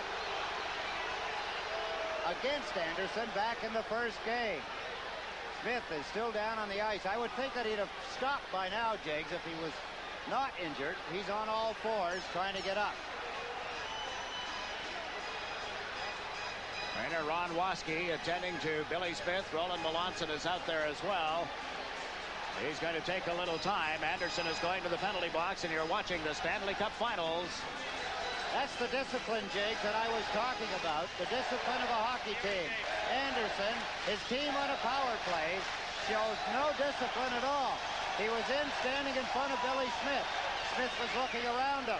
The referee was watching Anderson and Billy Smith when Anderson hit him. You're talking about injustice or otherwise. Billy Smith has drawn on Anderson a 5-minute penalty going back to the first game. The same thing was called upon Billy Smith. 5 minutes Anderson gets. 1 minute and 50 seconds still in Thomas Johnson's holding penalty. Let's take a look. Watch right in front of the net. Watch the stick. Billy Smith shoves him. Whack right there. You see Anderson reach back and smack Billy Smith on the side of the head. Smith went down. Anderson went off. There's Van Helleman. He's telling Billy Smith, I don't want any more fooling around. He's afraid now that some of the Edmonton Oilers are going to be coming in there trying to goad Billy Smith into taking a penalty. And he's telling Smith, don't go for it. Don't start anything or you're gone. The face-off is going to take place outside the Islander zone. 1 minute and 50 seconds left in Johnson's holding penalty as you look at the Edmonton bench. Glenn Sather and John Muckler. Some debris had been thrown on the ice. We await the removal of that. We'll get underway again with 11:34 left on the clock. Not a very good penalty for Anderson to get involved, as you pointed out. I mean, that's almost curtains for them. 11:34 while they're only down 1 goal. If the Islanders get a goal after Thomas Johnson comes out, 3 minutes and 10 seconds, they'll have a power play. If they get one, Anderson has to stay in the box until he serves the complete 5 minutes. Let's not overlook the fact that Edmonton, during the playoffs, have scored several shorthanded goals. They had 22 shorthanded goals in the regular season. Langevin starting out with the puck. Gave it to Clark Gillies. Shot it into the Edmonton zone. Wide of the net. It went right to Moog. He covers up on it as Barry came screaming in. The face-off will be to the right of Andy Moog. In the did you know category, the Islanders have a chance to become only the second team since the original expansion to win the Cup without playing an overtime game. The 1976 Montreal Canadiens were the only other team to do that. No overtime games this season. Well, so far. The Oilers move out into center ice. This is Paul Coffey. Shot it in off Langevin. Dave Langevin bumped by Mark Messier. Eric came over. He and Messier tied up in the boards. The puck came loose for Coffey to Gretzky. Wayne Gretzky trying to come out of the corner is checked by Langevin, and the puck has been shot down into the Edmonton zone. Charlie Huddy chasing it. Gillies moves in on top of him. Huddy off the boards to Gretzky. Wayne Gretzky over the center ice strike. Across the Islander line. Fakes the shot. Can't get in around Morrow. Makes the play. Back to Coffey. Paul Coffey to Huddy. He shot it off Langevin and up into the crowd. They've got to play the positions right. Dave Langevin does, as Huddy moved in from the point position. Now Trache will take this face-off. Got the draw back to Morrow. Kenny Morrow turns, plays it around to the right wing. Trache, Bourne, Langevin, and Morrow. And Trache has cleared it into center ice. Fogelin is back. 45 seconds left in the penalty call, at least against Johnson, as it's stumped in off the board. Morrow got it to Langevin. Tried to turn away from Curry. There's Linsman out in front. Smith the pad save off hitting Linsman.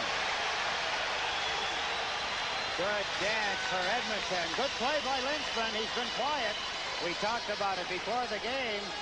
There's Jerry Curry as he gets in front of Langevin. Linsman gathers in the puck, turned and got the shot away as Morrow went out after him. But Billy Smith closed the door on Linsman as he has throughout.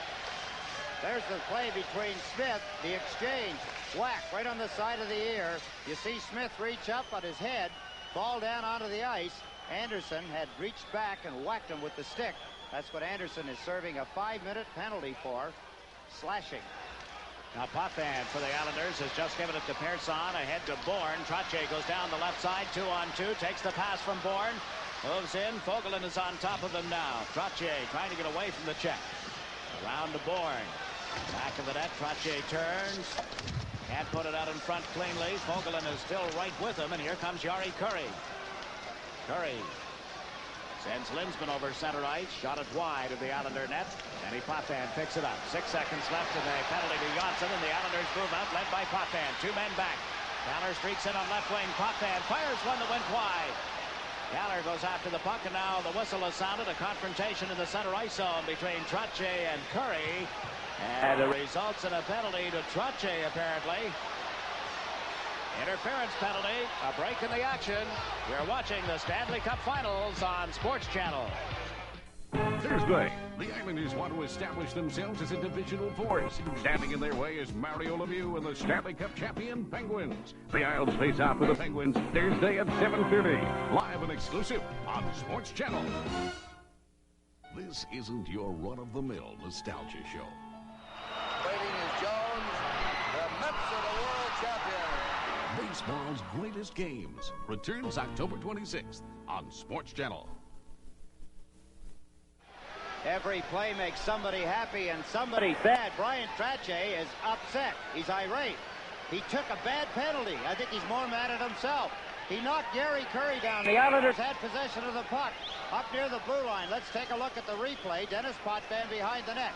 The penalty occurred up at the Islanders' blue line. Gary Curry was trying to get back into the play. The Islanders had possession and moving in on the Edmonton net when Trache knocked Curry down right in front of the referee. So the team's at 5 aside again as Bossy comes into the Edmonton zone. Mike Bossy trying to get away from the checking of Gretzky. Holding on to the puck. Comes back to Potvin. Over to Persson. Stefan Persson's backhander. Goring in front of the net was tangled up in the play. And now Bossy is filled in front of the goal. And the fans are yelling and screaming here as Coffey comes to the Islander line. Paul Coffey parks on the far wing. His pass was deflected outside the zone by Persson. Charlie Huddy down to Gretzky. Gretzky sent Coffey across the line. A shot hit Persson. Coffey recovers the puck. Back to Gretzky. Wayne Gretzky over to Huddy.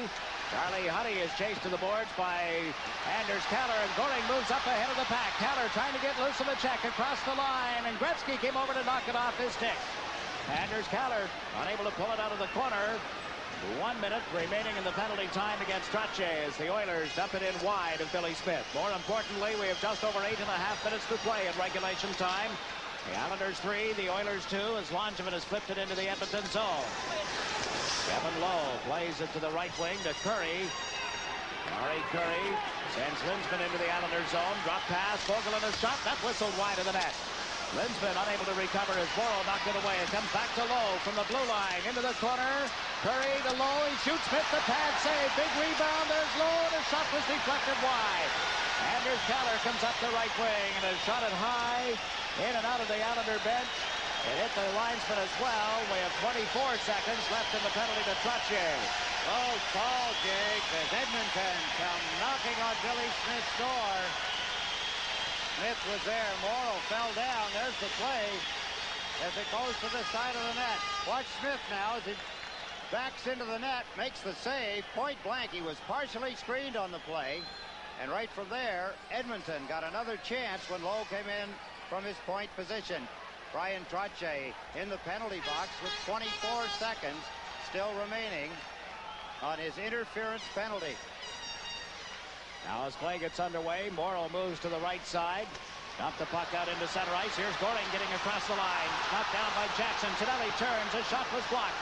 Tonelli is grabbed. The puck ends up in the corner to the right of the net, and Hunter comes away with it for Edmonton. Dave Hunter went to the left side as the Oilers start out. Greg, without a stick, kicked the puck into center ice. Back comes Dave Langevin.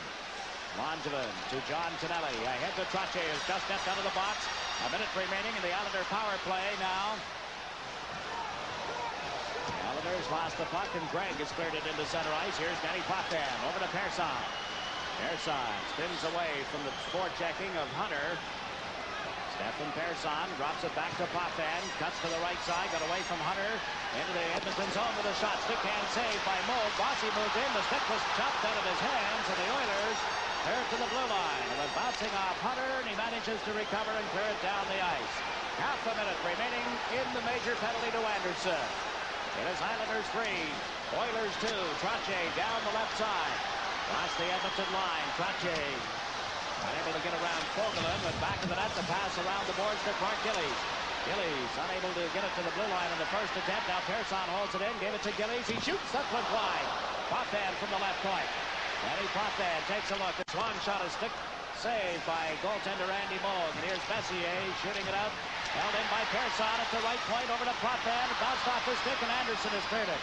The Oilers come to center ice. Messier's pass is broken up and cleared by Persson. Games at 6 aside again. The Oilers starting out.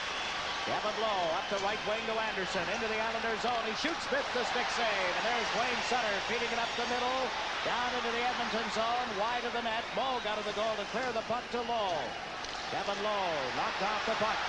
Picked up by Bourne. Put it out in front right to the goal mouth. The Oilers try the right wing with a pass to Linsman, and he is checked by Johnson. The Islanders have shot it back in offside with exactly 6 minutes remaining in regulation time. The tempo will begin to pick up a little higher, Jiggs, even though the teams look somewhat tired. Even it hasn't been an end-to-end rushing game, but it's a tiring type hockey game. A lot of play along the boards, in the corners, in front of the net. That's the tiring part when you're taking players out of the play all the time, eliminating them, or being eliminated yourself. It's a tiring type hockey game. Another thing, the puck is not sliding well on the ice here at the Coliseum. Players are fighting it as they go through center ice, trying to control it. And it's hard to make a good pass or take a good pass when the puck is not laying flat. Surprised that the ice appears to be a little heavy here in the third period. The snow, it seems to have extra snow, whether it's the temperature, I suppose has something to do with it, and the humidity. Watch the Oilers trying to get organized in their own end of the ice. Anderson controlling the puck, goes round behind the net. Glenn Anderson to Yari Curry out to center ice, intercepted by Morrow as he took it away from Linsman. We got Curry with Linsman and Anderson at the moment. Wayne Sutter in the Islander end of the ice. Came off the right wing boards with the puck, gave it to Brent Sutter, and he shot it into center ice. This is Paul Coffey turning for Edmonton. Coffey comes over the Islander line, dropped it to Huddy. His shot was bouncing off Morrow, scooped up by Billy Smith. Comes out of the net, threw it off to the right side for Nystrom. Off Nystrom, the Butch Goring deflects the puck to Tonelli. Now back to Johnson into center ice. Thomas Johnson flips it into the Edmonton zone. They watch Moog moving back to the net. The Oilers take over and start out led by Curry. Curry. The Walston went off his stick. Langevin gave it to John Tonelli. To Butch Goring streaks down the left side over the Edmonton line. Goring tagged the cut to the inside. It didn't work with it off. Goring, and he tapped it just wide at the last second. Nystrom cleared the puck to the corner. Jackson is checked by Tonelli. Goes puck. Nystrom takes the man. Here's Persson with the puck across to Langevin, but it bounces off the boards out to center. Langevin unable to get it back into the Edmonton end of the ice. The Oilers have forced the Islanders back. Hunter steps into Nystrom. The puck came back to Jackson. He moves in, but shot it wide. Smith clears it around behind the net. John Tonelli steps in front of his man. Picks up the puck. Can't clear it out. Langevin moves over. Ran into Pat Hughes. Hughes trying to go back to the net with Ralston. Hughes into the corner. Ralston is down in a heap for some reason. The puck hit Langevin, and now play has been called, and the Oilers are going to come out to attend to Tom Ralston. I didn't see what happened to him. He just went down, and now gets up.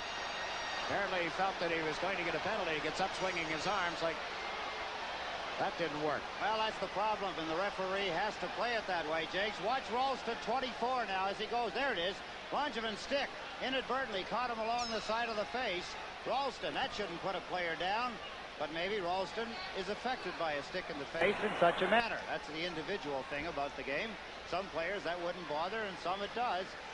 You can see a slight cut right over the right eye, right around the bridge of his nose on Ralston, but it was an accidental stick,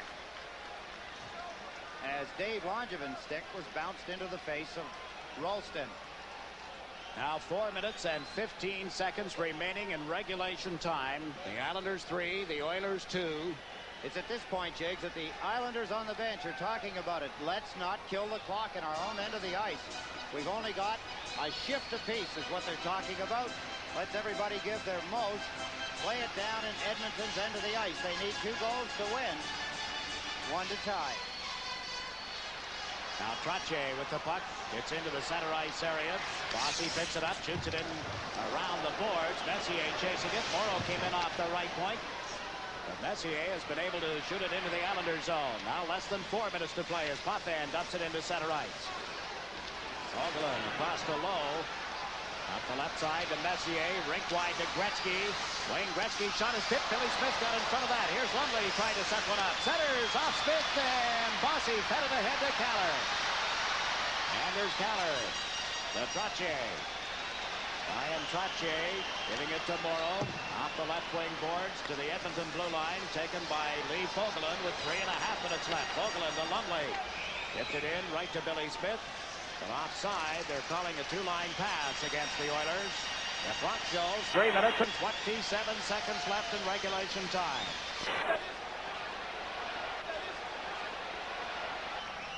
Now as play gets underway, Linsman back in his own zone. Gave it to Huddy across to Linsman. Leads the rush down the left side. Curry had broken in ahead of the play, so the Oilers have to regroup. Huddy can't get a stick on it. Paul Coffey back in his own end of the ice. Coffey tries the right wing with a pass for Charlie Huddy. Huddy flips it high and wide at the Islander goal. That's Brent Sutter going back to the net. Knocked it away from Anderson. Got away from the vicious elbow as well. And Bourne clears it, but not out. The Oilers played it into the corner. There's Anderson. When Anderson is checked. Langevin lost it. Kenny Linsman moves in. And what a play by Persson. It comes out in front. Persson jabs it loose again. Charlie Huddy on the left wing. Slapping at it. It goes around the glass to Persson. Persson ran into a check from Linsman, trying to center the puck in the Islanders zone. It came out in front. Coffey was knocked down in front. The puck is loose out in center ice. Charlie Huddy has to wait for his teammates to get back on side. They shot it in, delayed offside. Langevin moves it up the left wing. Here's Bourne into the Edmonton zone. He fired it wide as it rolled off the heel of his stick. 2 minutes and 15 seconds left. Jari Kurri is backhanded the puck into the Islanders zone. Potvin shot it off the boards. What a break as Lumley moves in. Can't handle the puck. Potvin clears it out of his own end of the ice. No, Vogelin with it now. Around the boards, intended for Gretzky. Here's Lumley out of the corner. Lumley put it in front. Kicked aside by Potvin. Dystrom moves over. Controls the puck on the boards. Gets it into the corner. Gretzky goes after it. Dystrom jabs it away from him. 1 minute and 45 seconds left. Potvin to Goring. 2-on-1 with Dystrom. Lowe is back as Goring moves in deep over to Nystrom. It was broken up by Lowe, and the Oilers wheel out. This is Messier down right wing. Mark Messier, the pass over on the far side. Lumley shot hit Morrow. The Edmonton goal is empty. Gretzky back to the net. Morrow ties him up, and here's Tonelli clearing it to Nystrom. Nystrom unable to get it out of his own end of the ice with 1:22 left in regulation time. Gretzky from back of the goal, putting on pressure now, centers the puck, it's broken up. Potvin can't clear it out. Morrow gets a stick on it. Kenny Morrow carries it over center ice, shoots into an empty net, he scores! Kenny Morrow! They weren't the limit. They gambled everything. The Edmonton Oilers knew they had to do it. And when you do, you leave yourself open. All players for Edmonton were deep in the Islanders' end of the ice. And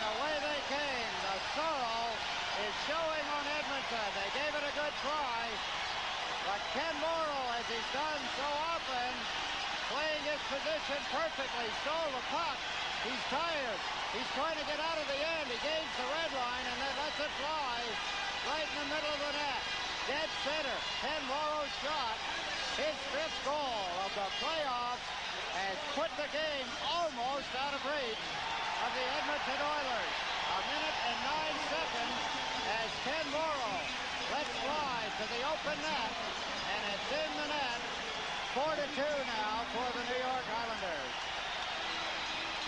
Very close call, Jiggs. Edmonton were all around the net. It looked as though they were moving in, getting ready to cock the hammer and let go. But Morrow, so often, he plays his position perfectly, and the puck comes to him. How sweet it is, that Midas touch for Kenny Morrow. You think back to the gold medal, Lake Placid, the Olympics of 1980. And consecutive Stanley Cups with the Islanders. He's headed for number 4. Al Arbour up and down the bench, Jake. You know what he's telling them? Get out on the ice and finish the game. But remember something, Edmonton can score. He knows you do not take anything for granted. Sitting down on the right side of the bench of the Islanders is that team. They can score goals. Al Arbour knows it. The Islanders know it. They're deflated now, but they're against the wall in a corner. They'll come out fighting. So much has been said about the maturity of the Edmonton Oilers and how much they're learning in this series. It'll be interesting to see how they approach the 80 games in the regular season next year. There's Al Arbour with the hand signals. Just play, just move the puck, get it into the Edmonton end of the ice. Don't fool around with it in your own end would be his instructions at this point. Andy Moog is back in goal for Edmonton. Everybody in the building on their feet, Jiggs. 1 minute and 9 seconds remaining. As play gets underway, Mike Bossy fires it into the Edmonton zone, wide of Moog. They have 60 seconds remaining in Stanley Cup playoff game number 4. The clock ticking down the final seconds as Langevin clears it out of his own zone to center. There's Charlie Huddy. Charlie Huddy ran into Trottier outside the blue line.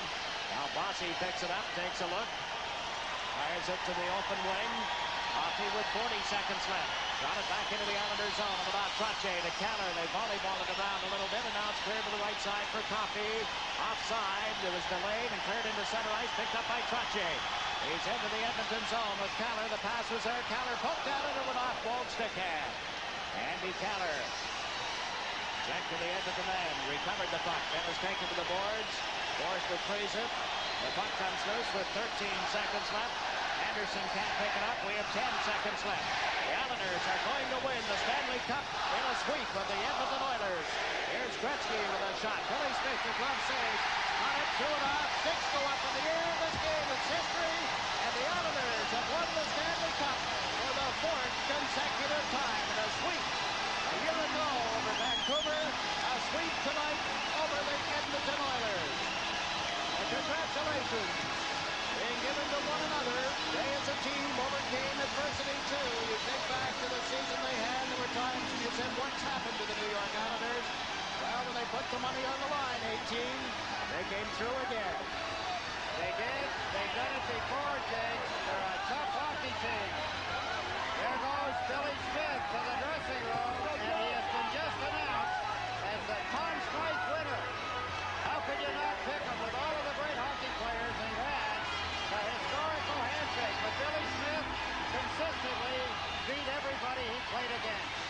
And there in the center right, well, you see Billy Smith headed for the Islander dressing room. He does not take hand in the postseason handshake, but his teammates do, and you see them congratulating the Edmonton Oilers. That's Billy Smith's locker. His stall in the dressing room. You saw the graphic. Has been named the Conn Smythe Trophy winner. He's getting that heavy chest protector out. He'll get rid of those goal pads as quick as he can as well. Probably throw a water bottle or two over himself. You have to feel, Jake, a little bit for the Edmonton Oilers. They came in, they thought they were prepared, and for all of the reasons they felt they could beat the New York Islanders. They had all of the reasons for thinking that. They had walked through the Campbell Conference. They had walked through the playoffs.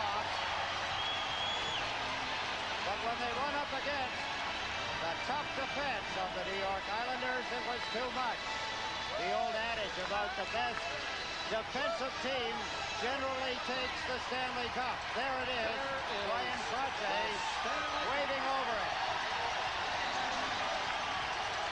Islanders making 4 in a row, just as the Montreal Canadiens have done from 75-76 to 78-79.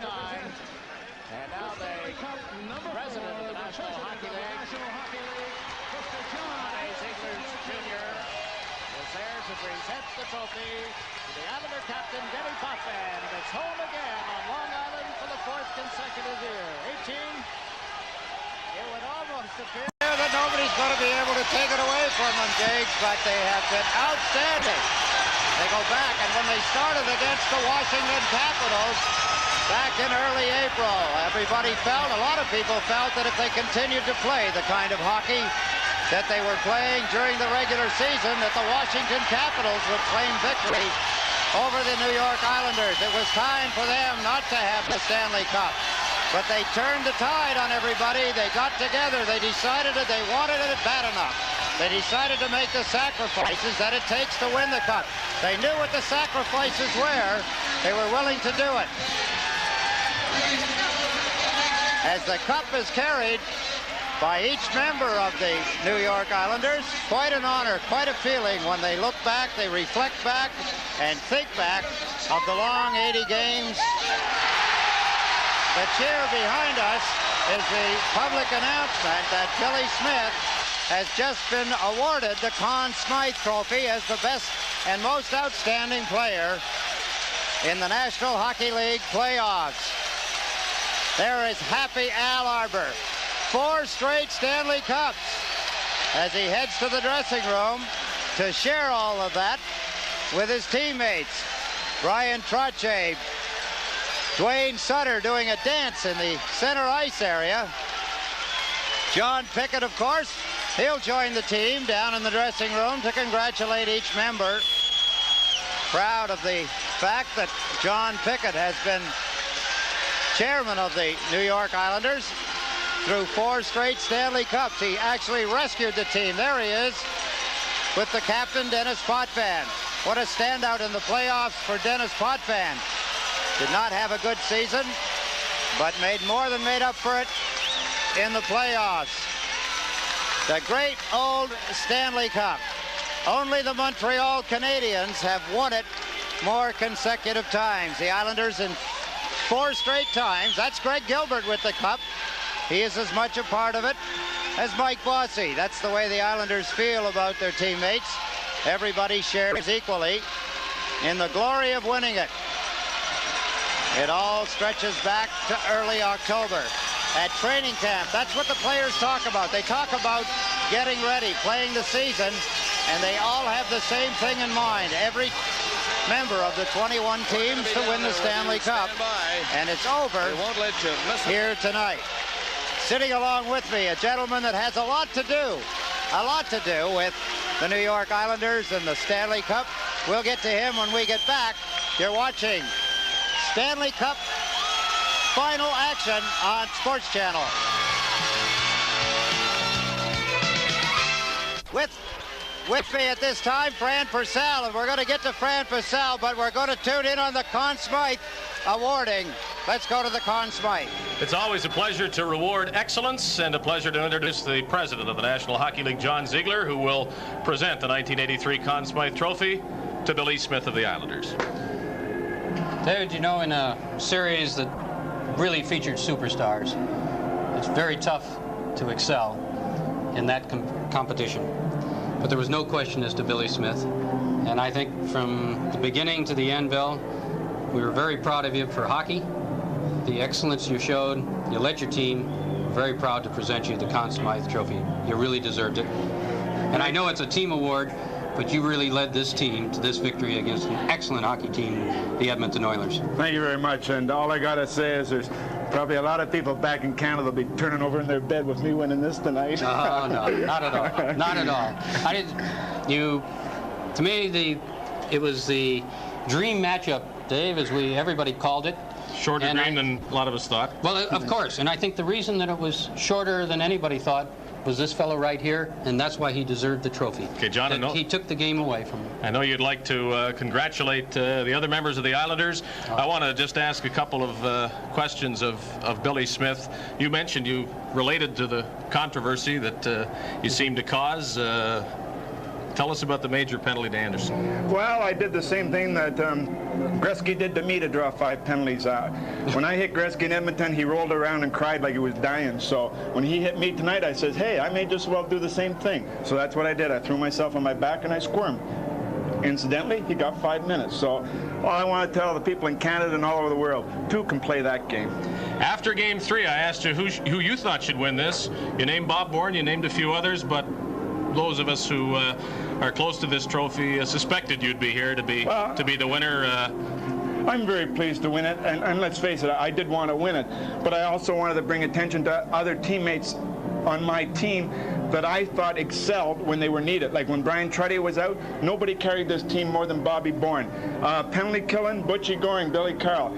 You know, they're on our specialty teams, and people don't give them the credit for what they really do out there, and that's what upsets a guy like me. Well, John, proof of the team aspect related to the Islanders is that they've won 4 Stanley Cups, and there are 4 separate winners in the last 4 years of this trophy. Our thanks to you, John, and congratulations to Billy Smith, and we'll have plenty more celebrating to do in the Islander dressing room as our Stanley Cup playoff coverage on CBC continues. Jigs McDonald in the Islander dressing room. Butch Goring, they refer to him as the catalyst. He was here for the first. It was that trade that they look back to. The champagne any better this time than the first time around? Well, I don't know if it's any better, Jigs, but it's a big thrill this year. You know, everybody kind of counted us out during the year. We didn't have an Islander year according to everybody else's expectations. But we said we could turn it on when we had to. And I think we proved to beyond a shadow of the doubt that we can turn it on. And we got a terrific hockey team. I want to commend Edmonton Oilers. They had a terrific year. We beat them 4 straight, but as you know, that was tough 4 games. The toughest 4 games maybe we ever played. So congratulations to them on our super year. And good for us. Butchie, again, congratulations. Enjoy the festivities here. Down to the studio to Stan Fischler. Thank you, Jigs. We may have the greatest coach in the history of hockey here, and now you're smiling. I remember you weren't smiling the other day. I said, this guy... Then, 43 seconds later, Nystrom to Tonelli, and it's 2-0 Islanders.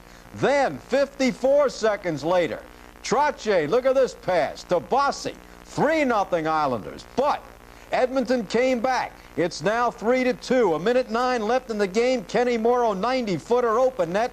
4-2. Islanders win it. There's the guy. 24 saves for Billy Smith. Now 73-24 lifetime in the playoffs. And he holds Edmonton to only 6 goals in 4 games.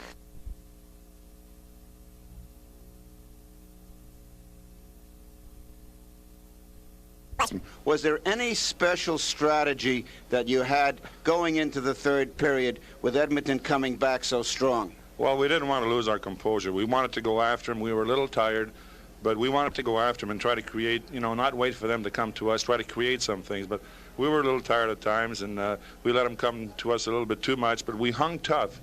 That's the important thing. We didn't get rattled. We hung tough, and we got our break, and we scored that insurance goal, which is, I'll tell you, just lifted a 100-pound weight off my head.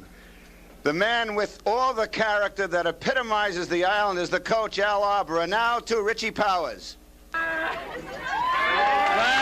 seen everything. We're back here again at Dr. G's. That's right. What are you going to do to what are you going to do to next year? We're planning the party for the 5th one next year right now. Smitty's the greatest, the team's the greatest. These guys deserve it. They're going to go 6-7. There's no stopping them. There's no stopping them. Just because you want them here, right? Hello. What's going to happen tomorrow? Tomorrow, they're going to have another parade. We'll do it all over again. Believe me, these guys deserve a break. They can take a little vacation. That's it. Next year, we'll kill them. Super, Billy. Hey, thanks, everybody. We'll throw it back to you, Stan. Yeah, man. Take it away, Stan. All right, Richie, back here in the Islander dressing room. This is what it's all about. The trophy is safely ensconced in the room now. Dave Langevin is with us. You've had a sip out of it. Congratulations. It's super because, you know, at the beginning of the series, you know, there's a lot of injuries, and it just showed the character of this team to keep fighting back no matter how bad the odds were, and we never doubted ourselves, and again, we have the Stanley Cup. How bad was the knee, Dave, going into the finals when you finally did return? Oh, geez, every game it felt worse, and I was starting to get cramps in the knee and back of the legs, and the days off I could hardly walk, but who cares now? You know, I could sit all summer now. That's right, and enjoy it, my friend. Congratulations again. As you can tell, the champagne has been flowing here. They've launched been just one of many. We're going to get Mike Bossy, Brian Trottier, Billy Smith when he returns. I know you've already heard from him, but we're going to ask a couple of other questions. But now down to the studio to Stan Fischler. Thank you, Jiggs. The guy who outscored the great Gretzky, Kenny Morrow. He's a defenseman, but he also gets goals. Kenny, your feelings about this great triumph? Unbelievable. I'll tell you, we had a lot of critics this year, and you know, I think we silenced them, and I just, you know, can't thank the guys enough. They had a super year, and they really came through in the clutch. Tell me about that empty net goal. Well, I think I'm going to be put on a specialty team now when the goalies are pulled, because I got 2 open netters against Edmonton. But you know, they had 3 guys in around our net, and the puck squirted loose. I saw an opening, and I went up ice, and when I got over the red line, I saw one guy was standing right in front of me, and I don't know how I got by him, but it went right in the middle, just like the other one. Kenny, how much were you hurting in this game? Not too bad. You know, my knee was sore the other day at practice, so I didn't practice too much, and I was just worried about losing my conditioning. But when you're out there during the game, you know, your mind is so totally on the game that you don't think about how hurt you are. You know, when I tell my son Ben, who is 11 years old, about character, I said, watch the Islanders, watch people like Kenny Morrow who are playing hurt. Now tell me something. How does this compare with the other 3 cups? Well, you know, I think you just really can't compare cups, but, you know, this one I think by far was the toughest, especially the last 2 rounds. We beat 2 of the top teams in the league, and especially this last series, you know, with Edmonton, to shut them down 4 games in a row is just unbelievable. Okay, Kenny Morrow, we'll be back with Jiggs McDonald and locker room action in just a moment. This is John O'Pickett Jr., the man who saved the franchise and has seen 4 Stanley Cups. You must be very, very proud of this hockey team. First of all, congratulations as well. Well, thank you, Jiggs. I certainly am proud of them. As I was telling you earlier, I don't know how you could write the script to sweep this great team that Edmonton has in 4 straight, keep Gretzky from scoring 1 single goal, let the New York writers have fun with this one, because there's going to be a lot to write about, I would think. All the drama is great team. What do you do for an encore? I know you're asked that every year. We're going to try like hell to top it. Well, we look forward to next October. Thank you for coming by, and again, congratulations. Great, thank you very much. The man, as I said, has saved the franchise, a very happy individual. Some of the, well, the cup is still making its swing around the dressing room here.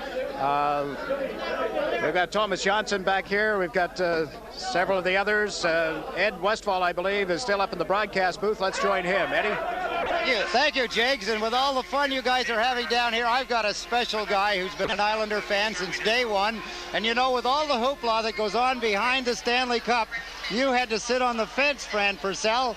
You had to make a lot of plans that were so iffy, you didn't know what day you were going to make them. You have a parade to do. Give me some of the ideas that you had and some of the problems that you faced with the team. Maybe they'll win, maybe they won't. Well, you know, you don't want to jinx anybody, Eddie. That's the big thing. So we had to do some planning, but it worked out very well. We're going to have the parade on Sunday. It'll be Sunday afternoon at 3 o'clock, and I think everybody will enjoy. What's the route? What kind of a route? We're going to start by Oak Street, by Hofstra University. It'll be somewhat similar to last year, although I think it'll be a bigger parade.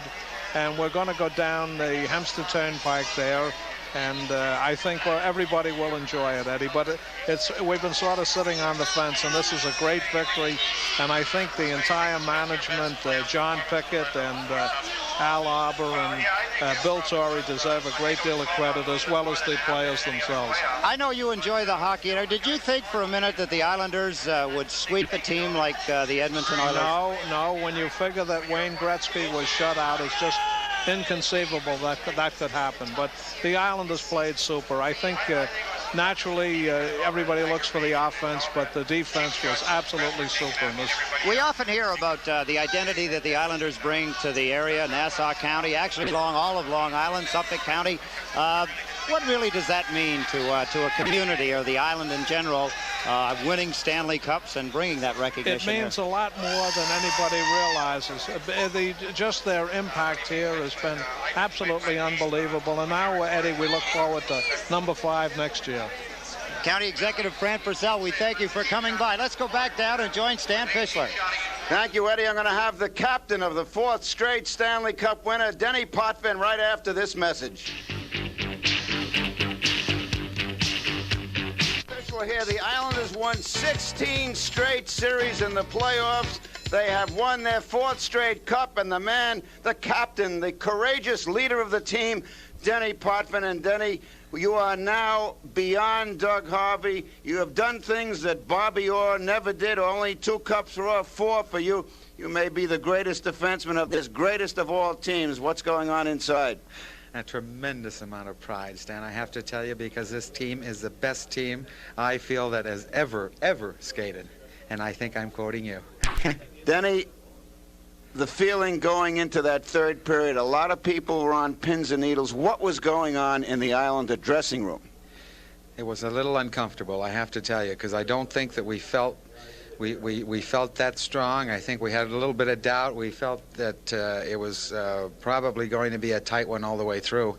But I tell you, if it's going to be a tight one, you can put your money on the Islanders. And we went out there and we had to shut them down and try and, piece together a goal at any time of the period. And we wanted to just win the 3rd period. And as it turned out, Kenny Morrow comes up big when there's no goalie in the net from about 150 feet.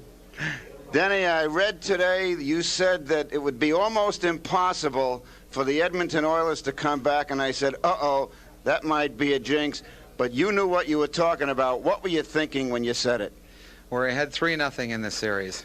I cannot be diplomatic. I can't be conservative. I can't be diplomatic. They have to win 4 straight. The 4th game is in our building. We're going well. We're strong. We're fairly healthy. And if we're not healthy in the knees or anywhere else, we're certainly healthy mentally. And I knew that a confident, almost cocky kind of comment was going to be a positive sort of asset to our club. And I felt very positive about it. So I just went in wanting to feel positive and straightforward.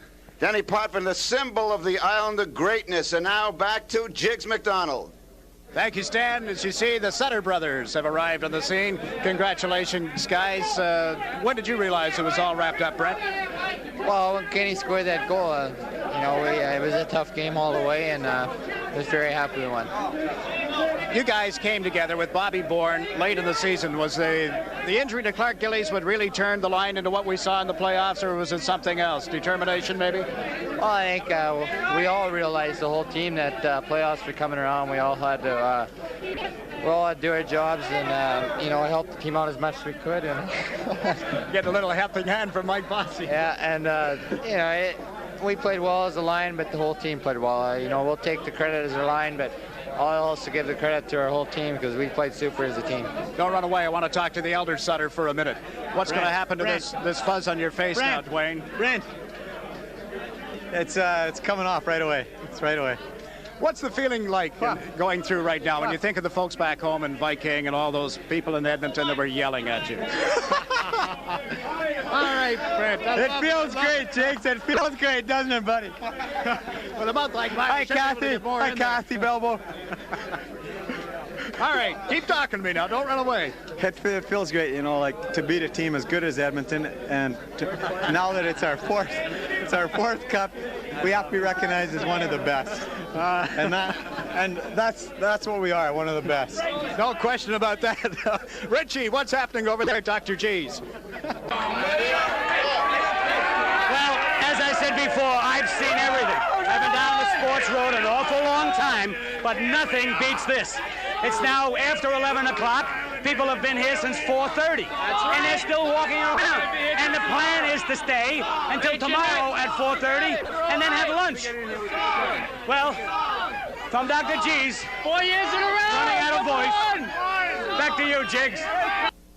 Thank you, Richie. A guy who also epitomizes the Islanders' courage. Bobby Nystrom will talk to him in just a moment. He comes through in the clutch, Bobby Nystrom. And Bobby, you were on the ice when Kenny Morrow put it in the open net. Tell me what was going through your mind from the moment he got the puck. Well, originally I was, they had the puck in our zone for a long period of time, and it seemed like there were so many of their players out there.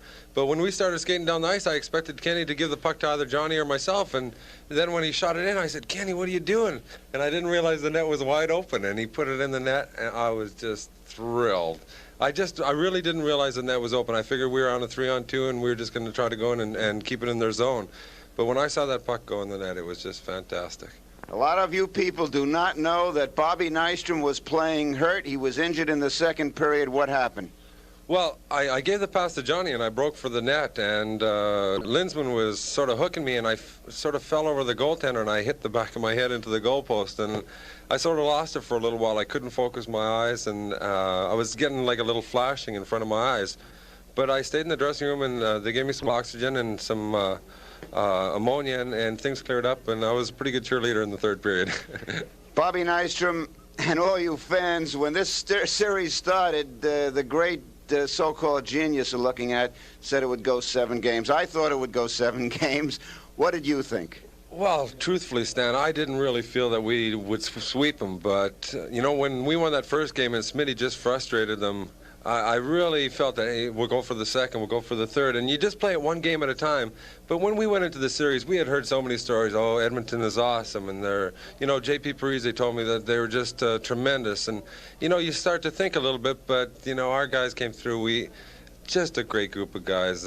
Gosh, they worked hard. Guys came up with super big efforts. You know, Bobby Bourne, Billy Smith, the Sutters, everybody. And it's just really thrilling to win the 4th one. Better than any other one. There isn't a greater guy on the team than the man on my right, Bobby Nystrom. We're going to go to Jiggs McDonald back in the dressing room. All right, Stan, the man beside me has another Stanley Cup winning goal to his credit. Michael Bossy, congratulations. Thank you very much, Jiggs. Your thoughts on the series and shutting down Wayne Gretzky, if you will. Well, I think obviously shutting down Wayne was certainly a reason that we won. Billy Smith's goaltending, Al Arbor's coaching, just the play of all 20 individuals that we have on this team was certainly something that we should be very proud of. You're the center of a lot of attraction out there. Every series, they seem to put somebody on you. This series, you got jostled around, grabbed an awful lot. More so in this one than any of the others? No, I don't think so. I think that probably the games against Dufour and Boston were probably the closest I've been checked during the playoffs this year. But, you know, they were playing a physical game, the Oilers were, and, you know, trying to take me away from my game, I guess. But, you know, went out there tonight, got the winning goal, and that's certainly something I'm proud of, and I'm proud of the whole bunch of guys that are here.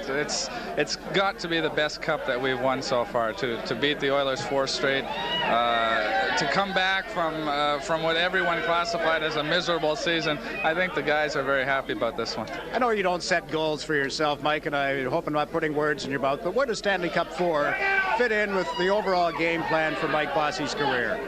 It's the best one I've won so far. The other 3 have been great. The first one was something new. It was exciting. The second and third ones were good. But this one, I think, to go out there and do it the way we did and to beat the team that was supposed to beat us in 4 straight games is certainly something that I'll remember the rest of my life. Well, spend the summer enjoying yourself, learning new tricks. Come back and amaze us again next year. I will, Jiggs. Thank you. Thanks, Michael. Now down to the studio to Stan Fischler. Okay, we'll be back with more in just a moment. You may never see a better center than the man on my right. I've seen him all since 1937. He tops the great Jean Beliveau. He can do more than Beliveau ever did. I don't think there's anybody I've ever seen who does so much. The total center, Brian Trottier, and just the way I wrote it over there. Thank you. Brian, tell me how this compares with the others. For myself, Stan, it's probably the most emotional I've ever played, and I was caught up in a series where I could not control my emotions. I couldn't eat, I couldn't sleep, I couldn't relax. Felt like crying sometimes, and he said, "God, I got to control this." It's terrible, but it was an enjoyable terrible because it's a type of pressure and emotion that you thrive on, and I enjoy it. It's not something I'd want to go through 12 months a year, but for something like the Stanley Cup, it's worth it. We were sitting on a keg of dynamite, you know, and that keg of dynamite was the Edmonton Oilers, and we felt it rumbling. It's like sitting on the lid, and we felt it rumbling, and we were just saying, when's this thing going to explode? But there was enough of us sitting on there, you know, that we got some heavy bodies, you know, we got some key players that really contributed well for a Smitty. You know, 200 pounds, it's a tough guy to move off a lid. We got Dave Langevin, you know, 220. He come back from a knee injury. A tremendous amount of respect for the man. You got Kenny Morrow. He got 3 of the biggest goals that I think of his life in this series. You know, he got the 2 empty netted goals that kind of, you know, relaxed it for us. You know, it was tense out there. And he scored the third goal the other night that kind of was the backbreaker for them in the third game. You got the Sutters and the Bourne line. Those three guys did a tremendous amount in this playoff. They had a lot of weight to carry. You know, Mike and I were sputtering a little bit. I wish I could have done more, but we were working our rear ends off out there. But they've really pulled up the slack. You got Butchie Gore in the penalty killing units. Billy Carroll. The coaching staff, let me talk about them just for a second, Stan, if I can. Lauren Henning does not get the credit he deserves. That man is an intense man. He's smart. He takes a lot of abuse during the regular season about his dress and his bald head, but that man is he's going to be a great coach. He's smart. You know, Al and Bill Torrey, you know, geniuses. Mr. Pickett, he's around. He makes himself a likable man. You know, the players have a lot of respect for him, and we kind of look at ourselves and we say we're such a reflection of these men. You know, the wives go through so much abuse through these playoffs. We love you all. You know, they're super people. Our kids, I dread being away from my kids, but for some odd reason, the Stanley Cup is worth it. Stan, it is worth it. And that's probably why maybe it's becoming so emotional, is because I'm thinking about these things more, and being away from my family, going through the abuse of being away from them, and you know, the long playoffs. But it's just comes down to it, it's worth it. Greatness personified. Brian Trottier. And now back to Jiggs McDonald. Thank you, Stan. Maybe one of the forgotten men in this series, but certainly not forgotten when it came time to voting for the Vezina Trophy. Roland Melanson didn't get a chance to play in the finals this year. It must have been fun sitting there watching your teammates and their efforts. Well, you know, Jiggs, it's been such a long year, you know. I can't say how much I'm really happy for Billy Smith to go out there and do the job he did against the Edmonton Oilers. You know, there's one thing you really have to appreciate about the Edmonton Oilers. They got a lot of character. They went out there and they never quit, you know. Even going to the last minute, you know, we scored the fourth goal. And they just kept coming back, you know, like it wasn't over. You know, you just can't say enough about that Edmonton team. But, I mean, Billy was he probably played one of the best series he's ever played in his life. And, you know, I'm so happy for him and for the Islanders. It's just great to be part of this bunch of guys. Well, I think I speak for all the Islander fans, and certainly for us who have watched you on Sports Channel all year. Your heroics, the way you handled yourself on the ice, the poise, too, with knowing that you probably weren't going to get that much ice time in the playoffs. But like I said at the outset, congratulations on being named one of the two finalists for the Vezina Trophy. That in itself makes you very proud, I'm sure. Yeah, like you said, Jiggs, it's you know, it's been that type of year where it's been a grind from beginning to the end. You know, we expected to play a little bit better during regular season, and things didn't fall in place for us, but you know, we hung in there tough. You know, we kept to our system. We said, well, we're going to win with this system. You know, and that's what brought us here. And you know, it's, you know, like I said before, it's been an awful grind, but it's all worth it once it comes to the end, like it is now. Just about as crowded as it is in the crease some nights in here right now. I'm going to let you go and enjoy the rest of the celebration. Thank you very much, Jake. Thanks, Roland. We'll be back with more from the New York Islanders Stanley Cup victory party following these messages.